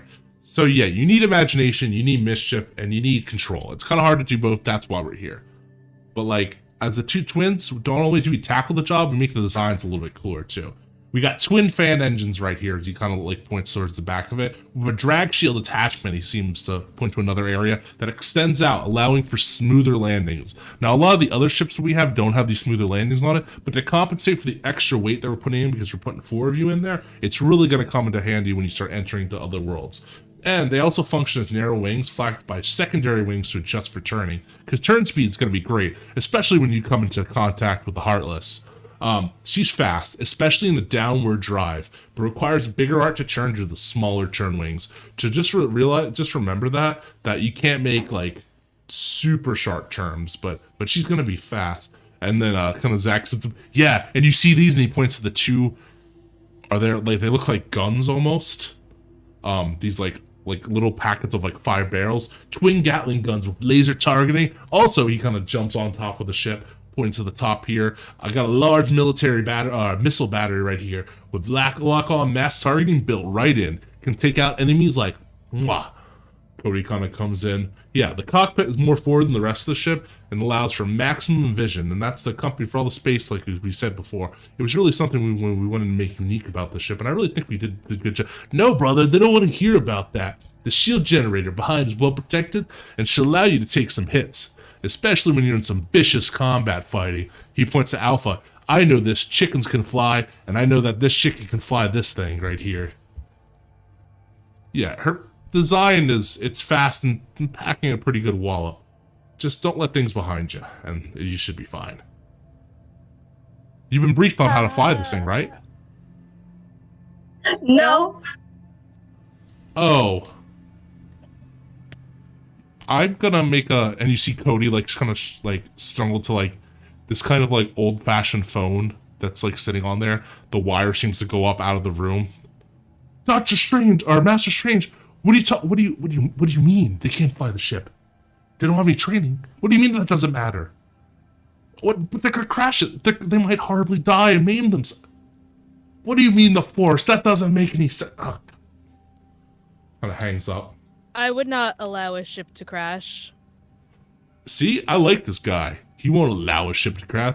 Better than the last one. I have a question. Yes. And I have an answer. What's up, Bodacious? Excuse my brother.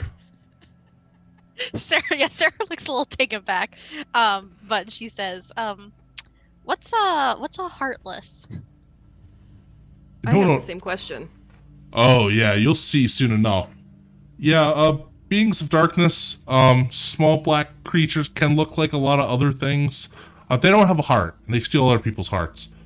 They're kind of the main problem around these parts. That is, you got a Heartless, you also got nobodies, you got the unversed, you got the purebloods, you got the straight up bad guys in general, you got Seekers of Darkness, you got the Master of Darkness that no one knows about. Yeah, Master Strange is always talking about this, and he was always pretty concerned, but he's looking a lot better since he summoned you guys. I feel like that should have been all explained when we got summoned. That's a lot. That's a lot more than just 13 Seekers of Darkness. Yeah, but the 13 Seekers are going to be way more powerful than the Heartless. God, they're probably worth like 1,000 Heartless on their own, each of them. So are the Heartless similar to, would you say, boars? What's like the little Like a- tusked animals. Cody goes, not really. I think they're a little bit smaller than boars, probably. Well, some of them are.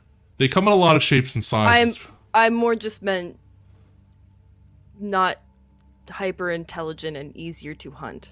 Yes, that's actually a really good way to put it. Yeah, the Heartless are some dead, some stupid. The Nobodies are a little bit smaller, or a little bit smarter, but you don't have to really worry about them. They hardly come around.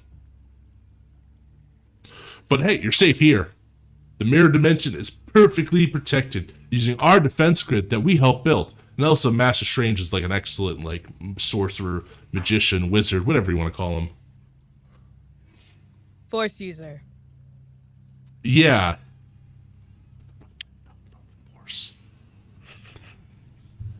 Either way, you'll be fine. I mean, you're the Guardians of Light. It's like, you should easily, like, the Heartless won't know what hit them. Yeah, you're gonna win the war, and you're gonna save life for everyone.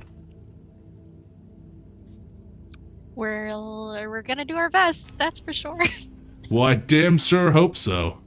Yeah, I hope you all do well, and that we don't have to retire the Firefly a second time. We will not. You will It's- not. Yeah, even though this Firefly is vaguely a shell of the original, and definitely a lot painted with brighter colors, and not true to what the original spirit of it. But whatever, that's what we do here. You have a lot of feelings about your ship. Of course, we made it. It's like our child. We'll take good care of it. Zach's kind of like on it. He's like, yeah, you will. He's like kind of like patting it. It's okay. You're gonna go off to a better place now. They're gonna take real good care of you, alright, Firefly?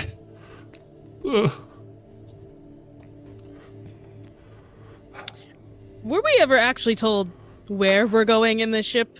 Oh, don't worry. Well, there's a communicator, so Master Strange can kind of tell you where to go from there. I'm sure he might be able to detect what worlds are being close to the breaking point. There's a lot of them. And the ship is already have all of its requisite codes and things. Should we be stopped at a blockade? Blockade? Well, if there's anyone trying to stop you in space, just probably use the weapon system. Shoot first, ask questions later. And then when there's no more questions to ask, shoot again. I will remember that. Huzzah. You all's gonna do fine. We should probably get going if you said there are so many worlds. I agree. I'd like to get started. There are many worlds out there. Just, real quick. I'm sure Master Strange didn't tell you about this, probably because he forgot about it before the break. But you gotta know the rule. Yeah, the main rule about traveling between worlds. What is it? And they both say in the Union, don't mess with the natural order. So, while the Seekers might be there and they know what's going on, don't let anyone else in that world know that there are other worlds out there. They're not ready for it yet. Make sense? Will they not be confused about where we came from? Just If they lie. see our It's a ship whole with- world. I'm sure they might have some questions, but whatever. Yes, worlds are pretty big places. I try not to lie. And don't worry. I think one of you, if not, there should be some sort of device on there that, should help mask your appearance when you go to each of these worlds. Excellent. It only work for, like, the radically different worlds, you know? Like, if you land on a world and everyone's a rabbit, and it will suddenly be weird if, like, 4 normal people or 3 people and a chicken came out of nowhere. A giant wolf. And That too. Mog. Yeah. And then the thing would just be like, yeah, everyone's a rabbit. Something like that. Hey, it's all imagination, the power of the gummy blocks. What my brother's trying to say is the ship should take care of most of the stuff. Just worry about your mission. And not crashing it, Perfect. please. Okay. Okay. The question being, who wants to drive it? Alpha's gonna point at Ben. Yeah, I think there's just like a moment where they all just like turn towards Exactly. Ben. Yeah. If nobody else would like to drive it, I would be happy to drive it. Oh, snap. Absolutely not. What? Do you even know what space is? It's very No. hard to tell if you grasp the concept. No. I understand that there are things beyond the sky, but I've never been in space. Maybe you should I- teach them, Mr. Solo. I can try. Yeah. Oh, and if you see that Prince guy out there, tell him to not rough it up too much. He was kind of a real not nice word when he was talking to us. Yes. I believe he will learn his lesson. Oh Sooner God, or I later. hope so. And he goes to, like, curse. And like Cody like slaps his like hand over his brother's mouth. All right then. So you guys get into the gummy ship? Yeah. Yes. Sure do. It Is says the inside as great as the outside? it's got like nice plush like soft cushion seats and everything. But yeah, it says like cartoony on the inside. And the steering wheel looks a little bit different from when you're used to, Ben, but you feel like you might be able to do it. He sits and he looks at the steering wheel and he very slowly touches the steering wheel, and there's just a moment where he's gripping it like probably too tight, because this is obviously where this is the line. He was like, oh man, I'm gonna get to drive a ship, something I'm used to and I know. Why does it look like a Crayola box on the inside? It's like a child's toy. As you starting it up, you see the cockpit start to like come down and lock into place. Something that you're used to, Ben. So you're like, but the others, they might be like, what the hell? And you're encased in this like gummy ship. On the screen, you see like a hologram figure, like a little like video of Okay. Zach and Cody, and they're like, yeah, we'll communicate you through here. Good luck, everyone. Yeah, we're really counting on you, and like, you guys are gonna do great. I know it. And thank you for being nicer to the other people, or the other guy. Oh, it's no problem. Thank you so much for all of your help. No, that's what we love to do, and we can help the Seekers of Light, or not the Seekers of Light, the Guardians of Light, in any capacity. That's our job as apprentice blacksmiths. Apprentice. Oh yeah, bye guys, and like they cut the call. I think there's this moment where Sarah like looks up at Ben because like that was the same exact like question she had, and they like lock eyes and they're like, uh-oh. And then you start to kind of like it like the gummy ship starts to rise out of the port, and it kind of aims you, so you're like kind of like looking down like this like tunnel, almost like a barrel of a gun, and you eject out super fast. Seeing as like stardust and other colorful like rainbow colors kind of spew out from your exhaust. San and Mora are definitely uncomfortable and very confused. Is it like a roller coaster? Like, do you? Yeah, I kind of feel the G's. Sarah just like clings onto Mog, like, please don't fly away. Koopa! That was pretty good. Thank you. Alpha's probably staring out the cockpit window like, wow! You see stars and everything else. You see yourself explode out of the mirror dimension, and literally like the dimension parts, allowing you into the deep darkness of space, where you see like stars rushing by. Even though it's deep dark space, it's like a very like nice looking space. It just feels fun. There's like a theme of like adventure in here, and even so, I feel like I could play this with probably not getting copyright strikes, so we'll say. And so you guys are kind of shooting around through the kind of dark of the astral sea. It's like you see like auroras of light and everything too. Yeah, Ben, you feel like you could definitely fly this ship. He definitely took a moment as they were started to censor himself, and he was like, the Force will guide me, as he just goes. The Force guides you. You see a communication incoming, and up on the screen pops Doctor Strange's face. Hey, I see you got the gummy ship. You're flying it well, I hope. It is not as hard as I thought it would be, given its exciting interior. Yes. So I'm actually, if I'm going to, I can send you your missions from here and your coordinates to the possible worlds. In the future, I'll probably have more worlds to choose from, and you can kind of plot your own path through here, which worlds you want to visit first. But in the meantime, there's one that I believe needs your immediate need. This world is known as, and you kind of see a place, it looks like a town of some sort in the middle, and it's like bright and cheerful. And the people, are they people? They look like some sort of creatures. and monsters maybe even. To Ben, this is probably not like a surprise to you. Like, oh, these are just like aliens, but the rest of you, they look like kind of monstrous.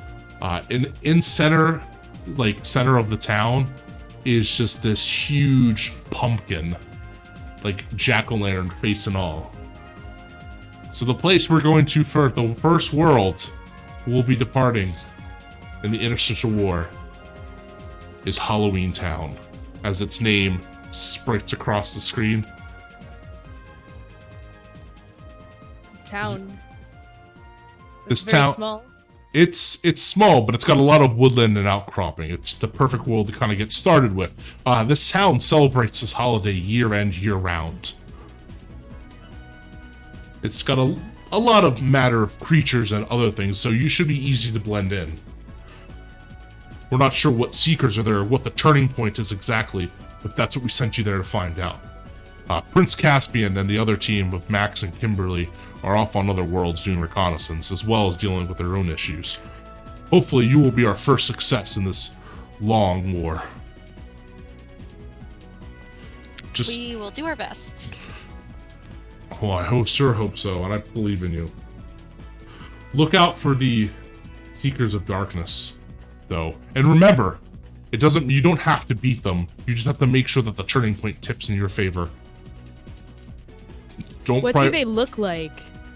That's the issue, and he kind of like an image pops your screen as you see 13 hooded figures all in the same black cloak.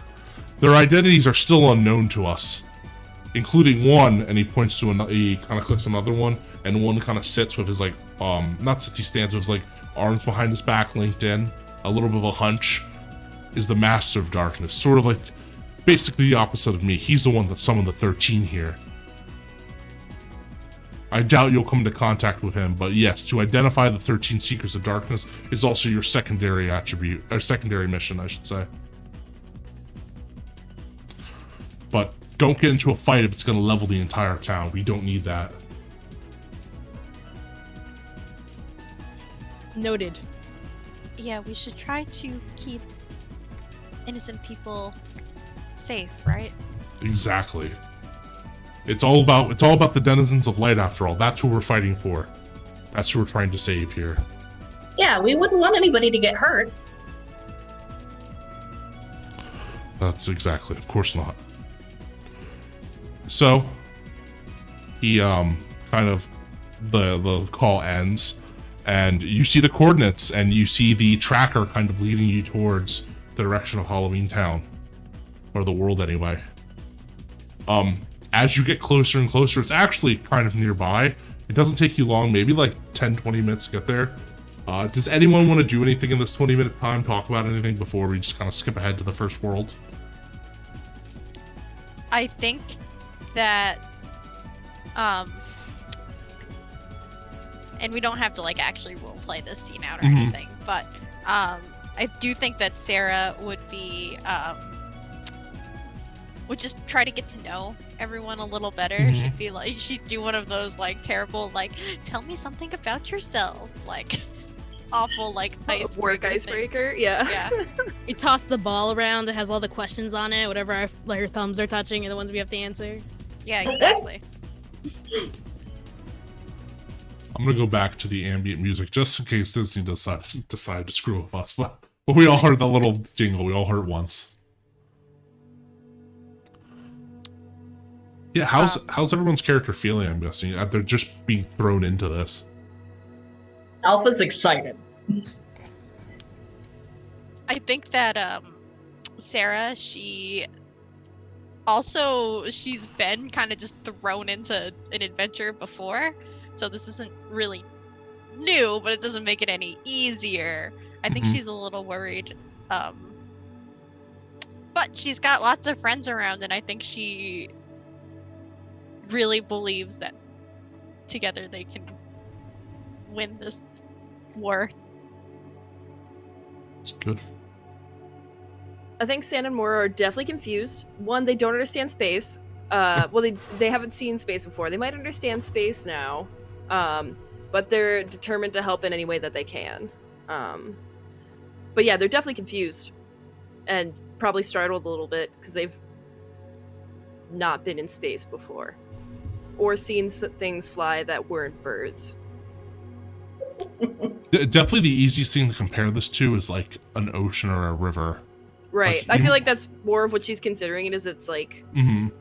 a river made of air. For each of you, it's different things, you know. For Ben, you kind of get the feeling of familiarity. This is probably the most at home you've been since you've arrived in this new comfy place. now. Yeah. Aliens, planets, that makes sense. And you kind of look back in your gummy ship, expecting to see the Wayfinder plugged in. No. Like it was before, but it's just not there. Hmm. So Even he's the- a little sad. Yeah. This reminds him that he's... I mean, we're aware that we've died, if we have died. Oh, yeah. Yeah. So he's like, this is the weirdest second chance I've ever gotten. And for Alpha, this definitely seems like fun and games, but, you know, there's a little bit of homesickness into it as well. And you've definitely never been to space, even though you've heard of it. This is different from any other story you've been on so far. Yeah. Sarah might be the most, like, kind of equated with the technology a little bit, but even you, as you're kind of looking out, you might, if you kind of lose yourself for a little bit, see it kind of a ghost from the past in the astral sea, like a trick of the eye. And you might even hear the ticking down of a clock even. Yeah.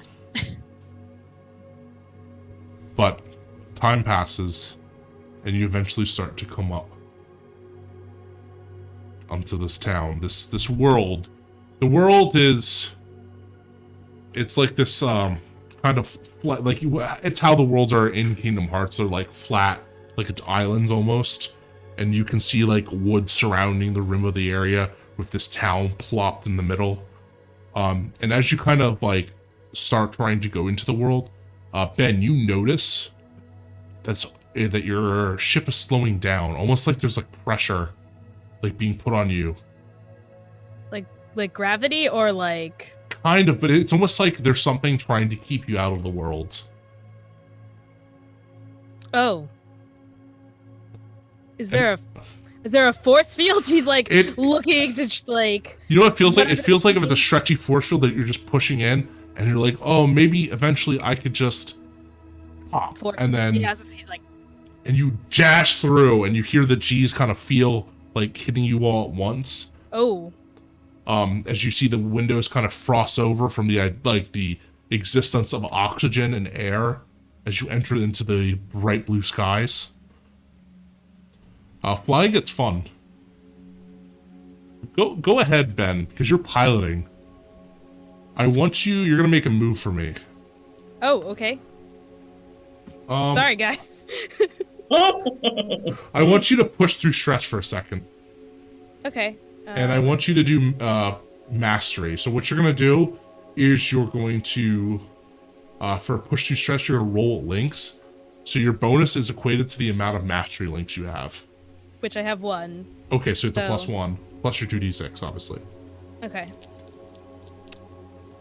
And this is how we don't make it to Halloween This is how we crash land on Halloween Town. Oh boy, okay. It is a 7. There we go. A 7. All right, so you're going to pick one. Either exceed what you're attempting, which is to keep control of the ship.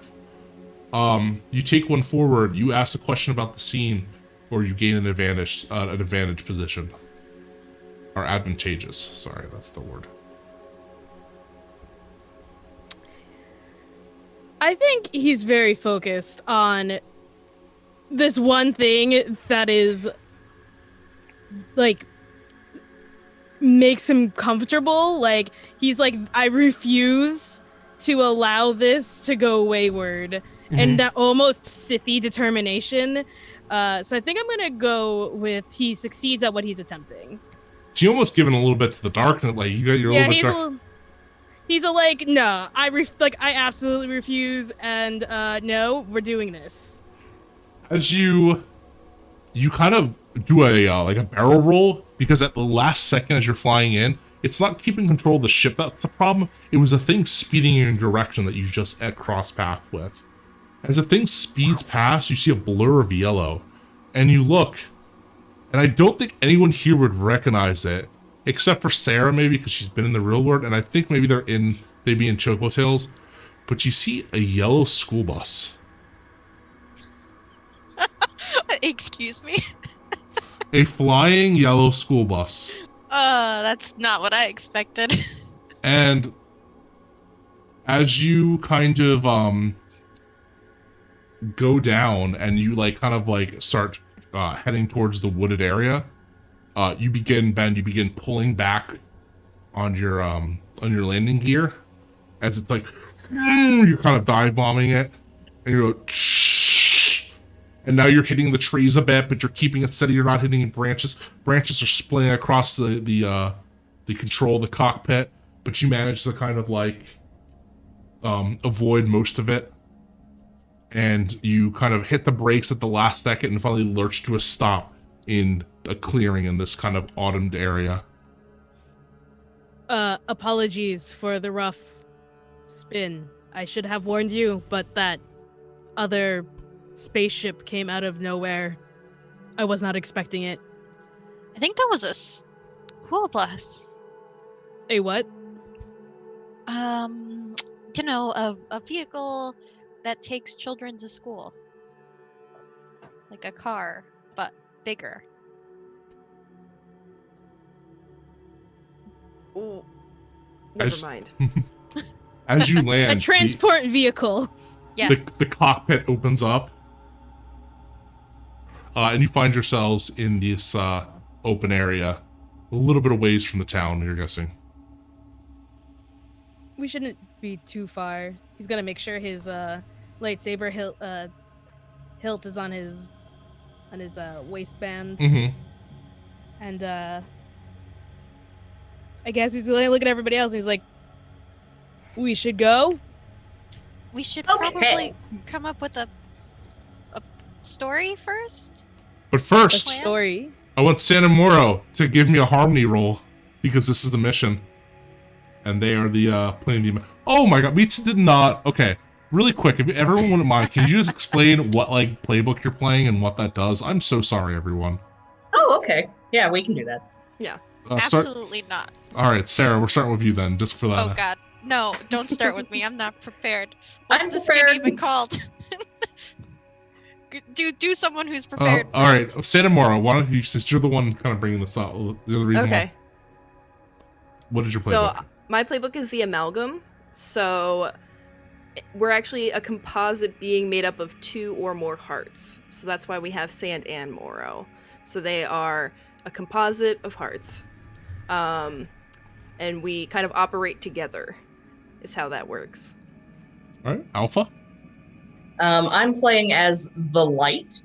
So as you might have noticed, Alpha's kind of a walking ray of sunshine, and that's pretty much what the light does. Like all of my moves are about like being the good guy and like protecting my friends. Ben?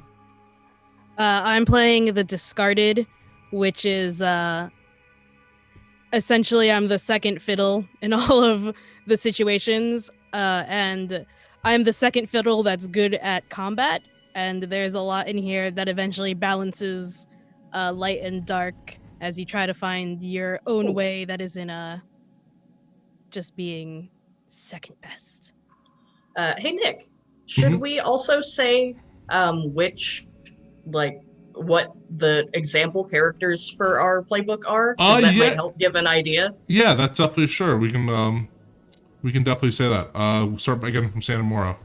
You want to say some of your example characters that they give in the book? So my example characters are Piccolo, from Dragon Ball, Captain Planet, and then Terranort, or like Ventus and Vanitas from actual Kingdom Hearts. hmm Alpha? Mine are Kyrie, who you know who Kyrie is. She's Sora's light. And Keith. I'm not sure who Keith is supposed to be. Uh, Who's Who's Keith? Who's Keith?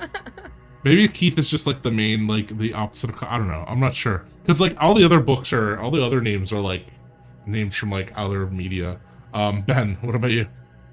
Riku, Tara, Trish, Kylo, Hey. myself, and Lotor. And then Sarah, can you explain your playbook and the names that you also? Yes. So, my Sarah is the mystic, who's powerful in magic, but really true strength comes from her connection to her friends. So this playbook is all about links and playing with links and locking links and breaking links and all that fun stuff. And the examples that they give in the book are Mickey, Aqua, and Ericus, all from Kingdom Hearts, and then also Luke and Allura. Like Luke Skywalker. Yeah, you know. I don't know who Allura is though, so. Yeah, if anyone does, let us know in the comment section. Put us up. Cool. All right. So, also that is really that's really cool, Wes. I guess everyone guessed which Halloween town we're in, but so as you kind of get up and you're deciding kind of to walk forward and what you do, you see a car in the distance. It's also bright and yellow. Is that it? Some of you might know what a taxi looks like, probably. I think everyone but San and Moro, there are taxis in Star Wars as well. The car kind of like cartoonishly, goddamn, those fireworks keep going. They just keep going. The what's it called? Oh, that is not the song I wanted to play here. That is definitely copyrighted and will get us kicked off. No. Alright, we're good.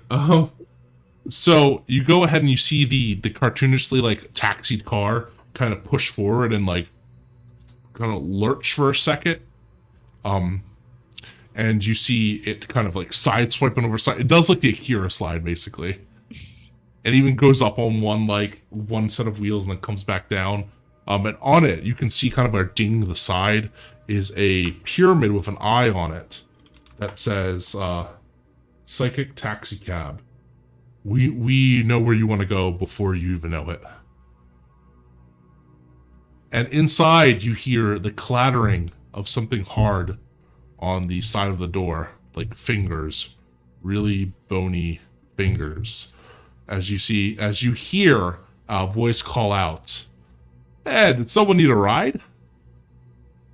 And you see not a normal person, but a skeleton sitting in the front seat of the taxi.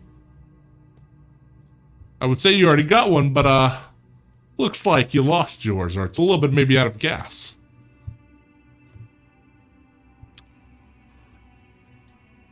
He then turns his back to the taxi driver for a moment and looks at everybody else and is like, "That is a skeleton." Yeah, hey, this skeleton has a name and feelings. My name is Betty. I'm here to send you to pick you up.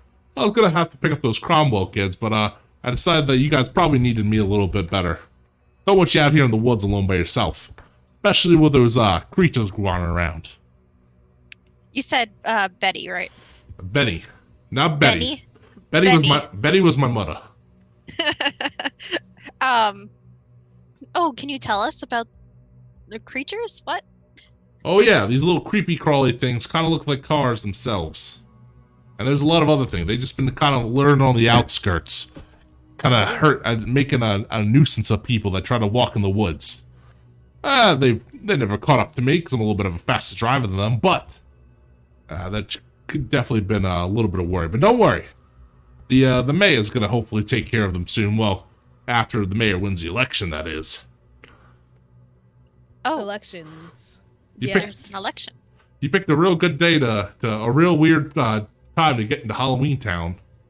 We got elections going on, and the parties aren't going as they used to, and these creatures are crawling around. Really, it's not been a good time, let me tell you. I Alpha's see. gonna do a little like excited wiggle in place, and he's gonna be like, "Well, it's really nice to meet you, Benny. Yeah, we heard that things were kind of weird in Halloween Town, and we actually came here to help. Isn't that right, guys? You have a chocobo with you. Ain't that nice? You know what a chocobo is? Yeah, we got all manners Awesome. of creatures in Halloween Town. I know what they all are. And that big wolf thing that utterly scares the piss out of me. Not gonna lie. Now, I don't wait a minute. Actually, he would something like, I'm not gonna lie. I usually have a no dog policy on the count of all my, he kind of points to all his skeleton. She's not gonna take a bite out of me, right? I don't need anyone taking my bones away. No. No, she's not going to. We could also just follow behind you if that feels better. I mean, Would she up fit to you. inside the car? That's- all of us. She could probably sit on the top of the car. That'd be fine. I don't like that idea. All right, she could follow behind. That's fine too. We'll follow behind. Yeah, I'll ride on her. Whatever suits yourself. Yep. I'm just here to give you a little bit of an escort back to Halloween Town because it seems like you need it.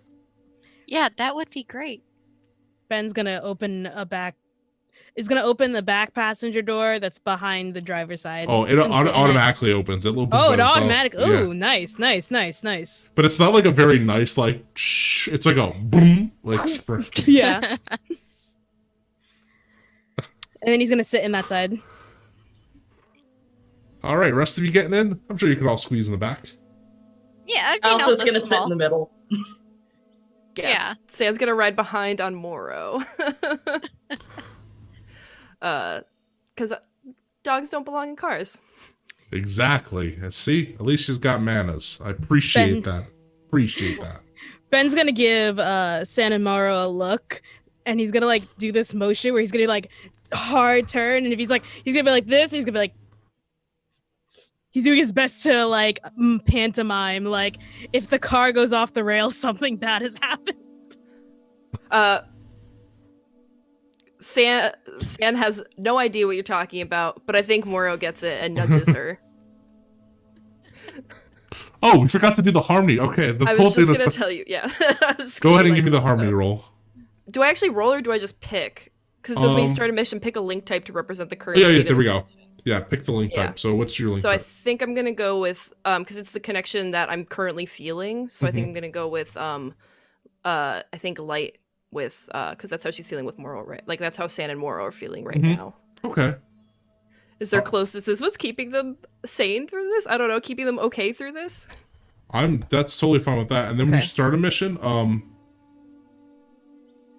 so you actually so when you start a mission you pick that, but also when you start a mission you do fusion dance, which is your main move. So you have to roll with your I have to harmony roll stat. So for roll with harmony, light. okay. Yep. Yeah, so I'll roll with light. Mhm. And I got a 9. All right. So one of you is distracted. Explain to me why this mission is maybe reminding of you of something that they fear. Who's distracted on your team? I think San is definitely distracted because 1, she doesn't know what a car is. 2, this is a lot of unfamiliarity, and the last time something unfamiliar happened, things went bad. Like that's when the forest started to kind of fall apart, and that's when the boar spirit got sick and stuff like that. So it just reminds her of terrors of her past because of the mass amount of unfamiliarity and kind of the technology. Yeah, you're wondering what would Ashitaka do if he was here? Maybe he would know. Yeah. That perfectly makes sense. Mm-hmm. Benny's gonna turn back to you and it's gonna he puts his arm on the seat as he kind of looks back. It's like I never got your names. I am Ben. Hey, Benny, nice to meet you. Nice to meet you too. I'm Sarah. You can call me Sarah. Sarah makes a lot of sense. And Just one Sarah. My name's Alpha. Alpha. I'm gonna call you Al for short. That sound good? Sure. Awesome. Excellent.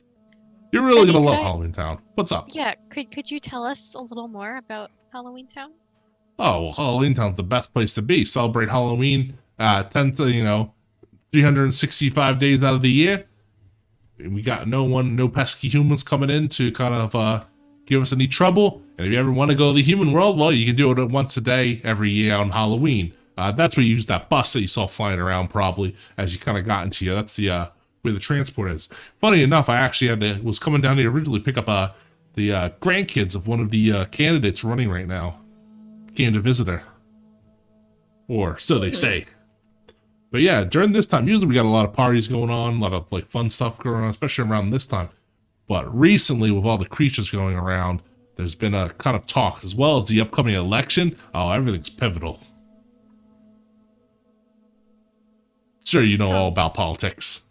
Yeah, that sounds like a lot. Wow. Oh yeah, don't mean to exposition dump on you here. I guess it's just kind of like the way things are around here. No, that's okay. I think it's very helpful. And no one ever wants to hear skeletons take on, the politics. But I'll tell you what. I don't think we were doing that bad when Calabar was in charge, so might as well keeping with the same song. I'm okay with that. But that Augie, what's her name? Aggie, Aggie thinks that she kind of makes Halloween Town a little bit better. And I get it. I just don't know. They're both pretty good people from what I've seen. Huh. But you don't know who those two are, but you sure will. Though that's all the talk of the town. Interesting. I say so. Okay. So, y'all ready to go? Yeah, See the site? Yes. How long are you in town for?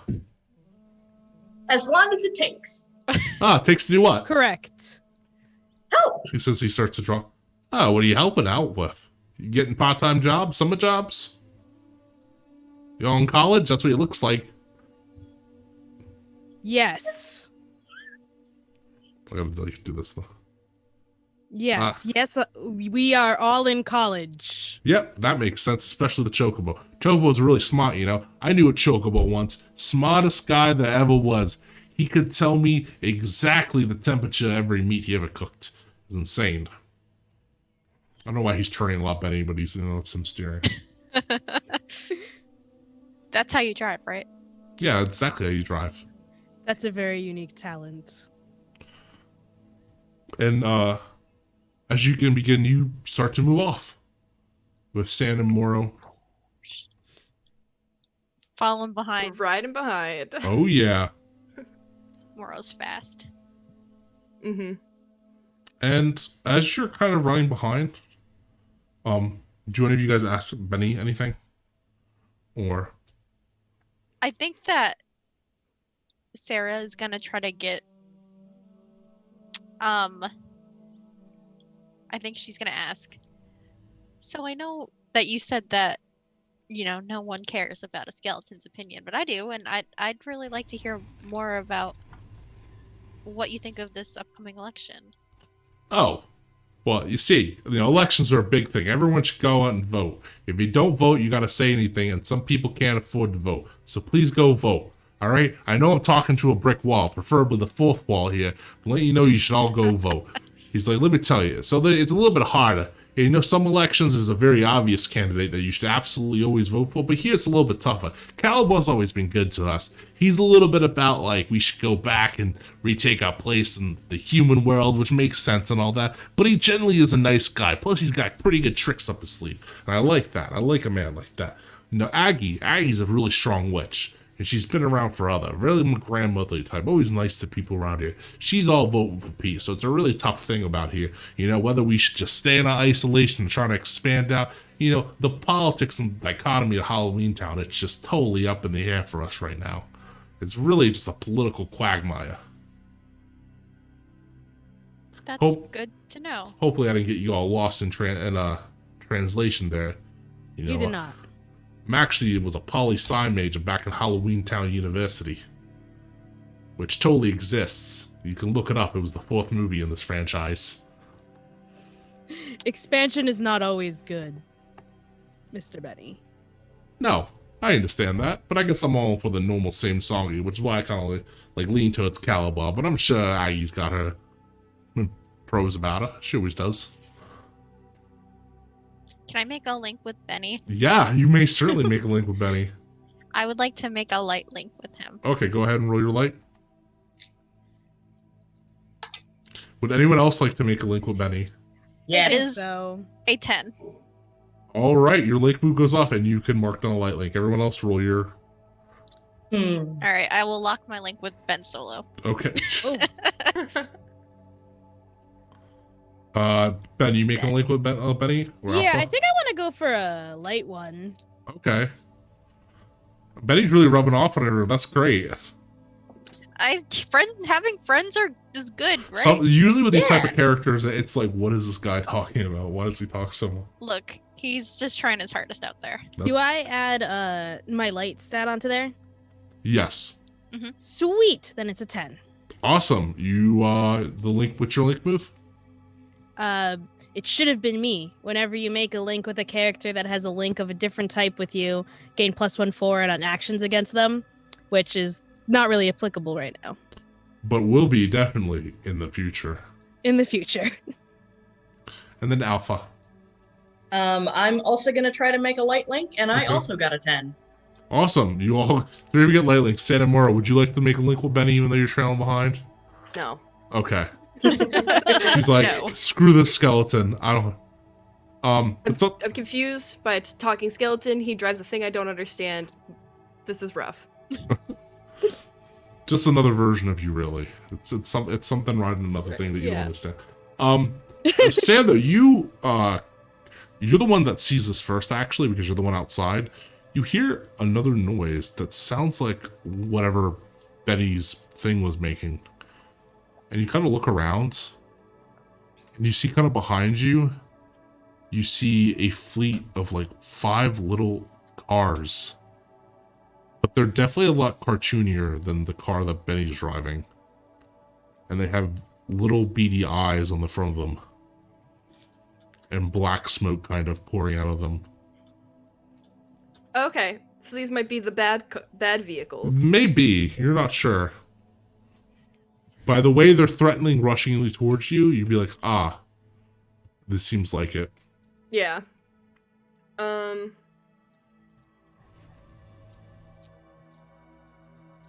I think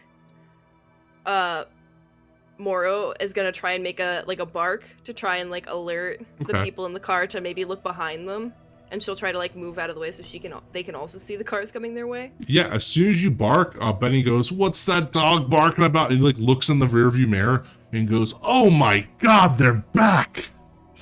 And there's a lot of them this time. What is back? Them What creatures is I was it? talking about.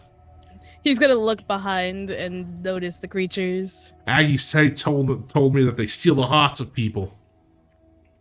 That's not good. That's not good at Like, all. But I ain't got no, no we heart should- to steal. Wait, who told you that? Aggie, she seems to know a little bit about these creatures and the danger they pose. Calba doesn't really think there'd be a problem here, but we don't know. We should perhaps stop. Stop! Those things will catch up with us then. But San and Maro are outside and cannot go as fast as the car.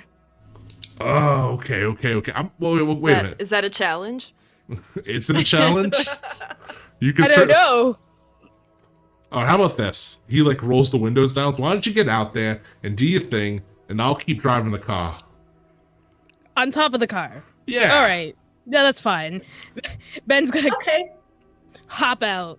Can we lean out the windows? You can, definitely, for sure. And as you lean out the window, you all see the rush of the Heartless moving towards you.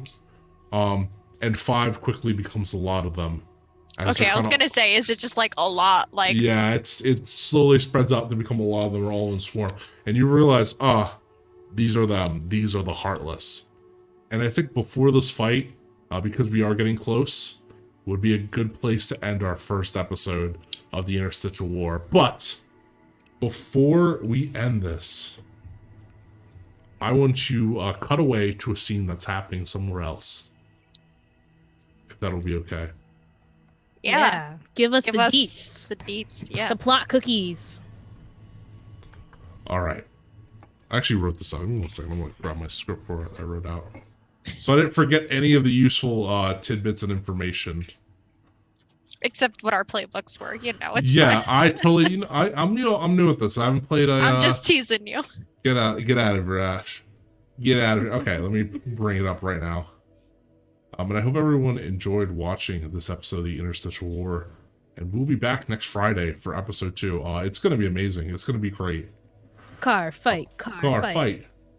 So, elsewhere, as our gang begins to begin their battle with the Heartless, we see 2 figures watching out of a window toward the path of the woods, watching all the action.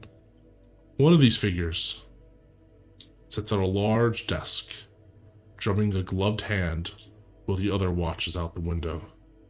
They look the same, though, as they each wear identical black cloaks that cover their faces and other visages of their identity. Is that our little friends coming to join the party? The figure at the desk says. The voice is masculine and speaks with a southern drawl. The figure at the window turns, though, crossing their arms. Now, you seem awfully relaxed for someone not used to fighting. You should probably give these guardians a little bit more, respect. You might end up in the trash like the others. Well, sweetie, that's because people like you believe there's only one way in doing things. We shoot first with that of yours and ask questions later. Now, I know you don't understand this, but I'm in the business of doing things a little bit differently. People think power is not force. But it's not. Power is respect and authority. You really think you're just going to be able to strike a deal with the Cromwells? Hardly. I'm a man of many talents, my lady. Plus, I got some friends that are waiting in the wings. You leave the Cromwells to me. And we'll cut the scene there. Who are these masked, cloaked figures? Who knows? We might find out on the next episode of Kingdom Hearts, The Interstitial War. This was episode 1, Light from the Past. I'll let everyone sign off, and then we can end the episode. Starting with Sarah and going through the kind of like the zigzag. Yeah, so should I plug my things? Yeah, plug your shit. Aren't you on something here on Sunday? Yeah, if you like what you saw from me, come back on Sunday where we play Iron City by Night, which is Vampire the Masquerade, and I will be there too. And then on Monday, hop over to Gehenna Gaming's Twitch channel, and you can see me play Monster Hearts, where I play yet another bean. So that's it. That's all I got. That's all my plugs. And what do you have to plug, Ben? Yes. I don't really have much to plug other than if you ever want to talk about LARP or TTRPGs, hit me up. I'm a storyteller at a game called Night Realms, and next week we have an online event, but I'll just plug that again next week. And follow me on Twitter. Mm-hmm. Where can they find you on Twitter? Chaotic Lucian. It's like the one here, and I'm also on Facebook and Instagram. I'm on all the socials. I stream. I'm also on Twitch by that name. Found one handle for all. One handle for all. All right, next up. I'll go. I hope you guys had a good time, and I hope you liked Alpha and all of his sunshine child happy energy. Like I said earlier, I'm the founder and president of We Are Games. I'll drop a link to our site in the chat. We've always got something going on, and you guys are welcome to come drop by our Discord or find us on Twitter.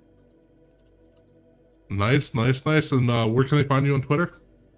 At We Are Games. It's underneath my name on the overlay. We _AR_ games. And last but not least, Leslie, take us home. Hi, so you can find me on Twitter at Leslie Wombat. I also do a podcast about video games called Hot Garbage Gaming. You can find me anywhere you have fine podcasts. So if you want to hear us talk about games, we did an episode right before Christmas. Probably going to record one in the next week or so. The one before Christmas talked a lot about our early impressions of Cyberpunk, because 2 of us were playing it, and then just some of like the Game Awards and stuff like that. But we usually try to have episodes bi-weekly. But yeah, wherever you find podcasts, Hot Garbage Gaming.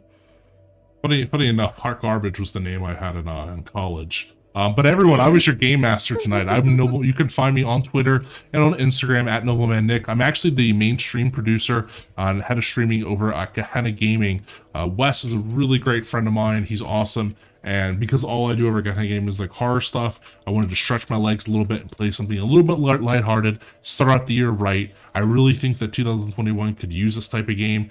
We've been through a really tough year, and just a year rolling over to another year isn't going to change that. So we could probably use some light right now. Go ahead and subscribe and follow this Twitch channel. You can join us in the Carrion Conference studio, as well as you can follow, if you want to talk to me more, I'm also over at the Candy Gaming Discord. But just give me a little tag. I'm always down to talk. I'm always down to have fun.